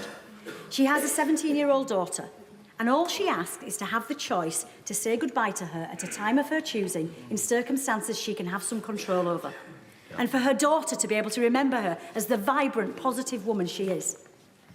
Nathaniel, who also joins us today, has stage 4 incurable bowel cancer, which is now in his liver and brain. Like many of us, Nat says he doesn't know if he would choose an assisted death or not, but he simply cannot understand why anyone would want to deny him the choice. He says, I wish to live as fully as I can and for as long as possible, but when the time comes, Nat also wants the right to die with dignity and compassion. Another very emotional lady came up to me at a recent interfaith event I attended. She and her husband thanked me for putting the bill forward. And she said, Kim, I am a proud Christian and I am guided by my faith, but I also have terminal cancer and I want the right to choose a compassionate death. I know there has been much discussion about the views of people who hold religious beliefs about this subject. I fully respect those beliefs, and I don't intend to say much more about this other than that I know there are a range of views within faith communities. Indeed, some of the most powerful conversations I've had have been with people of faith, including in my own constituency. People of different religions have said, whilst they would not choose an assisted death for themselves or for their family, who are they to stop someone else who may want to make that choice? Mr. Speaker, I'm going to make some progress if I may. Mr. Speaker, I hope that I have set out the problem that very clearly exists. Now allow me to set out how this bill can address this problem, but most importantly do so safely and effectively. If this bill were to become law, it contains the most robust and strongest set of safeguards and protections in the world. There are very strict eligibility criteria and multiple layers of checks and safeguards embedded in the bill, none of which exist at the moment, as we have seen. I made a very conscious decision to name the bill Terminally Ill Adults End of Life, rather than anything else. That title can never be changed, and it ensures it is only adults who are dying that would ever come within its scope. As such, this bill is not about people who are choosing between life and death. It is about giving dying people who have got 6 months or less to live autonomy about how they die and the choice to shorten their death. The bill does not apply to people with mental health conditions. It does not apply to the elderly. It does not apply to people with chronic health conditions, and it does not apply to disabled people. Unless, of course, they have a terminal illness, in which case they would and should be entitled to the same rights as anyone else. Yes, I will. I'm grateful to the honourable member for giving way. One group of people that are not often talked about are the learning disabled. Now, in clause 9(3)(b), it says that if an assessing doctor has any doubt as to the capacity of the person, that they may refer them for a further psychiatric assessment. Would the honourable member consider, if this bill is voted for today, would she engage in a debate about whether that language should be strengthened from may to must, and whether the training that is required and the experience of the assessor is strengthened as well? excellent point, and she also highlights a community who we must consider in light of this bill. I would absolutely be open to that conversation at Bill Committee. I think it's a very, very valid point. There are different views within the disabled community. As Professor of Disability Research Sir Tom Shakespeare says, it's unacceptable that people with disabilities continue to face social stigma and inequalities. However, it would be a mistake to conclude that we should oppose legalising assisted dying for terminally ill people until those wider problems are fixed. It is paternalistic and wrong to imply that inequalities will be resolved by reducing choices. A clear, transparent legal framework for end-of-life choice is better for everyone. He is right. There is, of course, still work to do in the fight for equality for people with disabilities. But once again, it's not an either-or. I will campaign alongside many others in this place for those rights, but I will also campaign for the rights of terminally ill people, because their rights are as important as anybody else's. Would my honourable friend... I will. I'm very grateful to her, and I have huge respect for the way in which she's conducted this debate over the past few weeks. My concern is that she has focused today on the individual and the individual choice. But we are here to legislate for society as a whole. And in legislating, what we are saying if we pass this bill is that this is okay to take that choice. And there will be some people... Absolutely. There will be some people who are in that situation, with 6 months of their life to go, who actually will then feel, ought I to do this? Is this something that I now should do? And it brings into play a whole set of considerations which are about, is it better for my family? Is it financially better for my family? In ways that at the moment are out of scope. So I think rather than simply focusing on the individual suffering, which we all recognise is acute, we must actually broaden it out to the impact that the legislation will have on society as a whole. I thank the honourable member for his intervention, and what I would suggest is that actually this bill will give society a much better approach towards end of life. We're already seeing conversations about dying and death in a way that we haven't seen, I don't think, enough in this country. We have to take a holistic view, and indeed that's what's happened in other countries and other jurisdictions. Having those deep and meaningful conversations about death and dying is really, really important. But he actually quite nicely brings me on to the protections and safeguards within the bill. Under this bill, yes. I'm very grateful to her for giving way, and on precisely that point, a decade ago I voted against this bill. I felt maybe it's not perfect, maybe there's more things that I need to know. And she's absolutely right, we haven't talked about death again for 10 years, we've never considered this legislation. The truth is, if we vote against her bill today, it will be the end of the conversation once again for another decade. He's absolutely right. And how many people will go through the situations I have described if it's another 10 years before we address this matter? Under this bill, I'm not going to take any more interventions now, I'm afraid, because I'm very conscious there's lots of people who want to speak, and I know the Speaker is very conscious of that as well. Under this bill, any terminally ill person who wants to be considered for an assisted death would have to undertake a thorough and robust process involving 2 doctors and a High Court judge. No other jurisdiction in the world has those layers of safeguarding. The person requesting assistance must have mental capacity and a settled wish at every stage. That means they must repeatedly demonstrate that they understand the information relevant to their decision, the ability to retain that information, and to use or weigh that information as part of the process of making the decision. We know that capacity can fluctuate, which is why it is assessed at every step of the process. I'm sorry, I'm not going to take any more. I need to make some progress. The court must speak to one of the doctors and can hear from anybody else they deem necessary. If there is any evidence of coercion, the court will not approve. And if it emerges subsequently, the court order could be revoked. It's also important to note that the person can change their mind at any time with periods of reflection built in.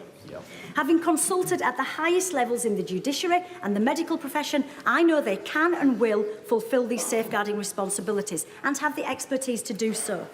And let's be clear, Mr. Speaker, as my honourable friend said earlier, this is not brand new territory for doctors. Doctors working in partnership with other clinicians are already required to manage complexity in end-of-life decision-making. I follow the request of the BMA that doctors should be under no obligation whatsoever to participate. But if they do, they will receive appropriate training and support, and doctors should be able to use their professional judgment when and if a conversation takes place, taking their cue from the patient, as they do in many other issues. And I welcome this patient-centred approach. Many doctors feel the change in the law would safeguard clinicians and patients by making everything explicit. And, Mr. Speaker, when it comes to the detail of what assisted dying would look like, we have the benefit of drawing on the experience of 31 countries around the world,